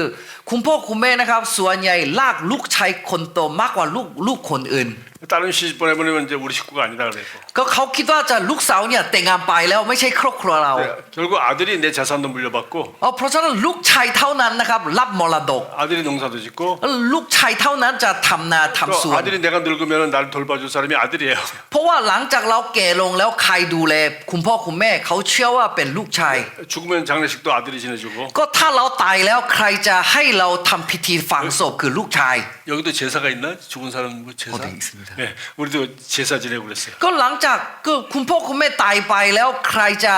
ทำพิธีเคารพคืออันนี้ก็ลูกชายอยู่ดี 딸들은 그거 안 하는 거예요. ก็ลูกสาวไม่ท 그러니까 아들만 원했어요. ำจึงเขานะครับอยากได้ลูกชายอย่างเดียว 그러면 대한민국에서 딸들은 상처를 많이 받고 자라요. เพราะฉะนั้นส่วนใหญ่ลูกสาวใน ลูกสาวในประเทศเกาหลีนะครับเขามีบาดแผลในตัว 이 고약한 아주 중국에서 물려받은 아주 고약한 전통입니다. นี่เป็นวัฒนธรรมที่เรียนแบบจากประเทศจีนมันแย่มากเลยนะครับ 그 야곱이 이렇게 그 요셉을 특별히 사랑했기 때문에 그만 형제들이 요셉을 특별히 미워했어요. ยาโคบนะครับจะรักโยเซฟพิเศษมากจนพี่ชายของเขารู้จึงพี่ชายพวกเขานะครับเกลียดโยเซฟมากเลย 당연하겠죠. ก็มันเรื่องธรรมดา 형들이 아주 동생을 미워했습니다. พวกเขานะครับเกลียดมากเลยนะครับ 근데 한 가지 확실한 것은 แต่เรื่องแน่นอนก็คือ 야곱이 요셉이 부모님 사랑을 잘 받았다는 거예요. ก็โยเซฟนะครับเขาได้รับความรักจากพ่อแม่เต็มที่ครับ 사실은 우리 모두는 한 사람 한 사람이 요셉과 같이 하나님의 사랑을 받은 사람이에요. ก็ลองดูสิครับพวกเราที่อยู่ที่นี่นะครับได้รับความรักจากพระเจ้าเต็มที่ 뭐 มา 사랑받는 거야 잘못이 없지 않습니까? ก็มาไม่ผิดนะครับ 하나님이 우리를 각 사람을 사랑하셨어요. พระเจ้ารักเรามาก่อน 그러니까 아버지 사랑을 받다 보니까 아버지에게 거짓말을 할 수가 없었어요. คือโยเซฟนะครับได้รับความรักจากพ่อจึงเขาไม่อยากโกหกกับพ่อ 형제들은 아버지 속이고 못된 짓을 하는 거예요. สำหรับลูกชายคนอื่นนะครับโกหกกับพ่อหลายเรื่อง 요셉은 아버지 속일 수가 없어서 가서 사실대로 얘기했습니다. แต่โยเซฟนะครับมันเขาโกหกกับพ่อของตัวเองไม่ได้ จึงเขาพูดจริงกับพ่อ 형들은 이걸 고자질했다고 더 미워했어요. เพราะฉะนั้นมีวันไหนที่โยเซฟนะครับพูดความจริงกับพ่อนะครับพี่ชายของพวกเขานะครับเกลียดโยเซฟมากขึ้น 그러나 가장 달랐던 것은 바로 요셉은 꿈이 있는 삶이었습니다. แต่ยังไงก็ตามข้อดีของโยเซฟก็คือโยเซฟนะครับเขามีความฝัน 꿈 얘기는 안 하겠습니다. ไม่พูดถึงเรื่องความฝันโยเซฟนะครับ 꿈을 두 번 꾸고 이제 요셉이 앞으로 훌륭한 사람이 되고 그 얘기가 요셉의 일생이 어떻게 될지 꿈에 다 나타났죠. ก็ในความฝันโยเซฟที่เขาฝันมา2 ครั้งนะครับจะอนาคตเขาเป็นยังไงเรารู้จักได้ดีอยู่ 형들이 요셉을 죽이려고 할 때 요셉이 오는 걸 보고 뭐라 그랬습니까? 저기 꿈꾸는 자가 온도다 그렇게 말했어요. ก็พี่ชายแต่ละคนนะครับประชุมกันว่าจะตั้งใจฆ่าโยเซฟนะครับช่วงนั้นแหละโยเซฟกำลังเดินมาหาพี่ชายตอนนั้นพี่ชายก็บอกว่าคนที่มีฝันนะครับกำลังมาหาเรา 여러분 진짜 꿈을 꾼 거죠. เขาเป็นคนที่ชอบฝันมีฝันนะครับ 그건 진짜 꿈을 꿀 뿐만 아니라 사실 여러분이 꿈을 꾸는 거 있지 않습니까? 뭐 코리안 드림, 아메리칸 드림 하지 않습니까? เขาเป็นมีฝันด้วยเขานะครับจะมีความหวังที่เขามีอยากทำด้วย 꿈꾼다는 게 뭐예요? 내가 앞으로 원하고 싶고 되고 싶은 거를 내가 그림으로 그려본다는 거 아닙니까? ฝันไม่ความว่าอนาคตข้างหน้าเราอยากจะเป็นยังไงอยากจะชีวิตเป็นยังไงเราจินตนาการอันนี้เรียกว่าความฝันนะครับ 믿음이 뭐입니까? ความเชื่อคืออะไรครับ 믿는 건 바라는 것, 꿈꾸는 것에 대한 실상이 믿음이라고요. ความเชื่อก็คือสิ่งที่มองไม่เห็นนะครับที่เราเชื่อว่าเป็นจริงใช่ไหมครับ 다른 말로 하면 소망이에요. 희망, 소망. ถ้าเราพูดใช้อีกคำหนึ่งใช้คำได้ว่าจะความหวัง 예, 소망이 있고 꿈이 있어야 믿음이 있는 거예요. ถ้าเรามีความหวังและมีความฝันนะครับ เริ่มเราใช้ความเชื่อได้ 예, 소망이 없고 비전이 없고 꿈이 없으면 믿음을 가질 수가 없어요. ถ้าไม่มีความฝันนะครับไม่มีความหวังนะครับไม่มีวิสัยทัศน์นะครับงั้นเราก็ใช้ความเชื่อไม่ได้เลย 히브리서 11장 1절 믿음은 내가 바라고 꿈꾸는 것에 대해서 지금 내가 가지고 온 것처럼 믿는 거예요. ฮีบรูบทที่11ก็พูดถึงเรื่องความเชื่อไว้ได้ดีใช่ไหมครับว่าสิ่งที่เราหวังไว้อยู่เนี่ยเราเชื่อว่าเป็นจริง 형제들은 아주 육신적인 데 비해서 요셉은 꿈을 꾸는 사람이었습니다. แม้ว่าพี่ชายพวกเขานะครับก็พวกเขานะครับจะรู้แต่ปัจจุบัน แต่ว่าสำหรับโยเซฟนะครับเขาเป็นคนที่ฝันอนาคตตลอด 한마디로 믿음이 있고 꿈이 있고 그리고 정직한 사람이었습니다. ไม่ความว่าโยเซฟเป็นคนที่มีความหวังและมีความเชื่อ และเขาเป็นคนสัตย์ซื่อและคนที่พูดความจริง 자세한 얘기는 창세기 여러분 읽어보시면 재미있게 잘 아실 수 ก็ 있으니까. ถ้าอ่านพระคัมภีร์นะครับคงเราก็จะอ่านแบบสนุกได้อยู่นะครับ 결국은 이제 그 아랍 상인들에게 팔려서 이제 애굽에 갔지 않습니까? และสุดท้ายนี้นะครับพี่ชายขายเขาเป็นทาสให้กับคนอียิปต์คนหนึ่งใช่ไหมครับ 그래서 하나님의 은혜로 왕궁을 그 시위대를 지키는 보디발의 집에 종으로 팔려갔습니다. แต่โดยพระคุณของพระเจ้านะครับเขาก็มีโอกาสที่ถูกขายที่บ้านของข้าราชการคนหนึ่งที่รวยในที่นั่นนะครับ 보디발의 집에서도 얼마나 이 사람이 성실한 섬기는 종이었는지 보디발이 모든 걸 다 맡겼습니다. ชื่อว่าโบดิบัตข้าราชการโบดิบัตคนนั้นนะครับเขาเป็นคนที่ตำแหน่งสูงและเขาไว้ใจโยเซฟจึงทรัพย์สมบัติทั้งสิ้นฝากไว้กับโยเซฟนะครับ 보디발의 아내가 이 멋있는 젊은 청년을 유혹했을 때 แต่เมื่อ 바로 요셉이 이렇게 말했습니다. เมื่อภรรยาโบดิบัตนะครับหลอกโยเซฟให้นอนด้วยกันนะครับตอนนั้นก็บอกว่า 당신이 주인이 나를 모든 것을 믿고 다 맡기고 나한테 안 맡긴 건 당신 부인뿐인 자기 아내인 당신뿐인데 내가 어떻게 당신에게 손을 대겠습니까? 하고 도망가 버렸어요. เจ้านายข้าพเจ้าเนี่ยฝากทรัพย์สินทุกอย่างฝากทุกอย่างไว้กับผมให้ดูแลยกเว้นคุณแต่ว่าผมจะทำอย่างนี้ได้ยังไง 그때 요셉이 말하죠. 내가 하나님 앞에서 어떻게 이렇게 죄를 짓겠습니까? ก็โยเซฟก็บอกว่าหน้าพระพักตร์ของพระเจ้าผมทำบาปแบบนี้ได้ยังไง 예, 아무로 보고 있지 않아도 바로 하나님이 보고 계시고 그리고 자기에게 이렇게 자기를 신뢰하고 있는 그 주인을 배반할 수 없다고 생각한 거죠. ไม่มีใครมองผมแต่ว่าพระเจ้ามองเราอยู่ จึงเขานะครับจะไม่สามารถทำแบบนี้ได้ 이게 바로 훌륭한 종의 모습입니다. อันนี้นะครับท่าทีของทาสที่ดีครับ 어쨌든 간에 그는 또 이게 이제 억울한 누명을 쓰고 이제 감옥에 가게 되었어요. ยังไงก็ตามตั้งแต่เหตุการณ์เรื่องนี้ก่อขึ้นแล้วนะครับเขาก็จะเข้าคุกนะครับ 예, 감옥에 가서도 그는 아주 모범 죄수였을 뿐만 아니라 แม้ว่าเขาได้เป็นคนบาปและเข้าคุกแล้วก็ตามเขาก็เป็นคนบาปในคุกที่ดีด้วยเช่นกัน 그 다른 죄수들의 그 밥을 넣어주면서 다른 죄수들의 안세까지 살피는 그런 사람이었어요. ก็สุดท้ายนะครับเขาเข้าคุกแล้วทุกคนก็ไว้ใจเขาจนอาหารนะครับจะคนที่ดูแลคุกนะครับอาหารนะครับฝากไว้โยเซฟเพื่อโยเซฟนะครับแบ่งอาหารที่อยู่ที่นี่ไว้กับคนบาปแต่ละคนที่อยู่ในคุก 여러분 잘 아시죠? ทุกคนก็รู้ได้ดีอยู่ 그 떡 맡은 관원자와 술 맡은 그 관원장이 있었지 않습니까? แล้วสุดท้ายในคุกนั้นนะครับจะมีคนที่รับผิดชอบอาหารกษัตริย์กับรับผิดชอบน้ำเห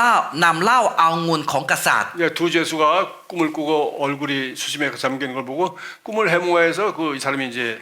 미래를 가르쳐 주죠. ตอนที่เจ๊กอาหารนะครับโยเซฟนะครับเขามองดูหน้าตาของแต่ละคนนะวันนี้ทุกข์หรือดีใจเขาก็จะทำแต่ละเรื่องสุดท้ายคนบาปสองคนนั้นนะครับจะปรึกษากับโยเซฟครับ 그 다른 사람이 다른 죄수들의 안색을 살피면서 돌볼 만큼 그렇게 남을 돌보는 그런 목자의 마음을 가졌다는 거예요. ลองดูสิครับโยเซฟนะครับมีจิตใจผู้เลี้ยงแก่ลองดูสิครับแม้ว่าเขาในคุกก็ตาม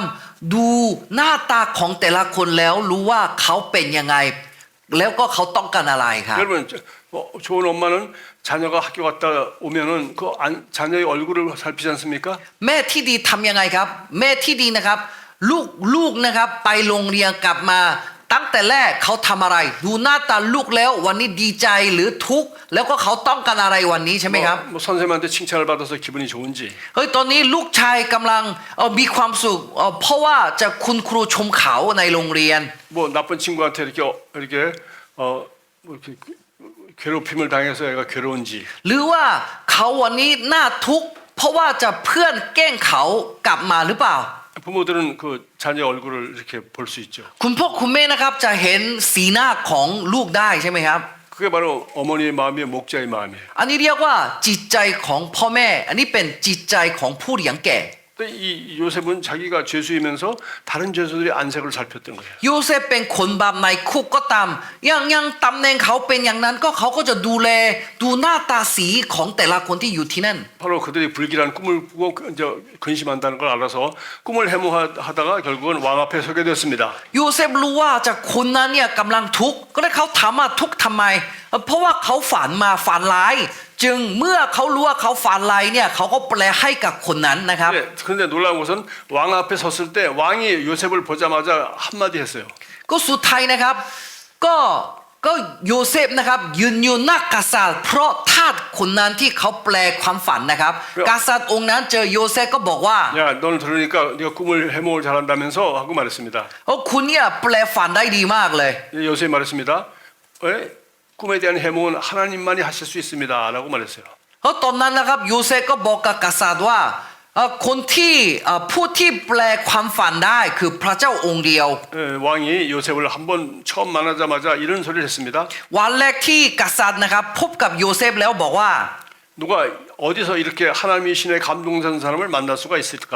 เราจะพบกันคนแนวนี้ได้ยังไงที่พระเจ้าอยู่ด้วย 요셉을 보고 하나님의 신의 감동된 사람이라고 말했습니다. หลังจากเห็นโยเซฟวันแรกปุ๊บนะครับก็กษัตริย์ก็บอกว่าเขาเป็นคนที่อยู่กับพระเจ้า 우리도 우리 믿지 않는 사람들이 우리를 보고 성령의 감동을 받은 사람이다 이렇게 그렇게 우리를 말하면 얼마나 영광스럽겠습니까? ก็สมมุตินะครับวันหนึ่งคนที่ไม่เชื่อพระเยซูเห็นสีหน้าของเราพูดคุยกับเราแล้วบอกว่าเฮ้ยคนนั้นเนี่ยอยู่กับพระเจ้างั้นเราก็ดีใจมากแค่ไหน 바로 안디옥 교회에서 우리 예수님을 따르는 사람들을 더웨이 그 길을 쫓는 사람이라고 그랬는데 드디어 크리스찬이라고 불렸다고 되어 있습니다. แล้วสำหรับพระคัมภีร์บอกว่าจะที่คริสตจักรอันดิโอกพี่น้องอันดิโอกนะครับคนที่อยู่หมู่บ้านที่นั่นก็บอกกับคนที่เชื่อพระเยซูตามทิศทางพระเยซูนะครับบอกกับพวกเขาว่าเป็นคริสเตียน 크리스찬의 말은 기름 부음을 받은 사람이란 뜻이죠. คริสเตียนแปลว่าผู้ที่ได้รับการเจิม 그 구약 성경에서 이제 기름을 부었죠. เพราะว่าสมัยพันธสัญญาเดิมนะครับถ้าแต่งตั้งใครให้กับรับการเจิม 신약 성경 오면 기름 부음 받는 게 아니라 성령을 받는 걸로 되어 있어요. แต่ว่าถ้าเข้ามาในพันธสัญญาใหม่นะครับเขาเจิมพระวิญญาณแต่ว่าจะสมัยพันธสัญญาเดิมเจิมน้ำนะครับ 우리는 구약의 제사장처럼 머리에다 기름을 바르는 것이 아니라 우리 성령의 기름 부음을 받습니다. เราไม่ใช่เป็นคนที่รักการเจิมด้วยน้ำมันแต่ว่าเราได้รับการเจิมด้วยพระวิญญาณ 다시 말해서 이집트 왕이 요셉을 보고 한 말은 이렇게 성령 충만한 사람을 어디서 보겠냐 이런 뜻이에요. เฮ้ยกำลังกษัตริย์นะครับบอกกับโยเซฟว่ายังไงเราจะพบกับคนที่เต็มล้นด้วยกับพระเจ้าขนาดนี้จากที่ไหน 그러나 이 모든 어려움 중에서 요셉은 뭐니 뭐니 해도 소망과 꿈을 가진 그야말로 믿음의 사람이었습니다. แม้ว่าโยเซฟนะครับเจอความทุกข์ทรมานมากแค่ไหนก็ตามเขานะครับเป็นคนที่มีความฝันและความหวังเสมอมา 그는 종으로 팔려가도 แม้ว่าถูกขายเป็นทาสก็ตาม 감옥의 죄수로 억울하게 누명을 쓰고 들어가도 แม้ว่าเขานะครับไม่ผิดอะไรแต่เข้าคุกเป็นตำแหน่งขนบาปมาก็ตาม 결코 그는 믿음을 잃지 않았습니다. เขานะครับไม่ทิ้งความเชื่อของตัวเอง 그는 거짓말하거나 불신하지 않았습니다. เขาไม่มีวันที่ไม่เชื่อและเขาไม่มีวันที่พูดโกหกเพื่อจะได้ประโยชน์บางอย่าง 그는 끝까지 인내하였습니다. เขานะครับอดทนจนนิรันดร์ 마지막으로 그는 아주 지혜로운 경영자가 되었습니다. สุดท้ายนี้นะครับโยเซฟนะครับกลายเป็นผู้ดูแลที่ดี 그래서 나라를 다스리고 สุด 그렇게 ท้าย 하였습니다. เขาดูแลประเทศที่ดีนะครับ 자 이렇게 해서 우리는 요셉까지 이제 그 아름다운 그 목자의 모습들을 보았습니다. เพราะฉะนั้นเราก็จะเห็นลักษณะการผู้เลี้ยงแกะที่ดีหลายประเภทมานะครับ 여러분 모두 좋은 목자가 되기 바랍니다. ขอให้พี่น้องทุกท่านที่อยู่ที่นี่ขอให้เป็นผู้เลี้ยงแกะที่ดีนะครับ 여기까지 하겠습니다. 감사합니다. ขอบคุณมากครับ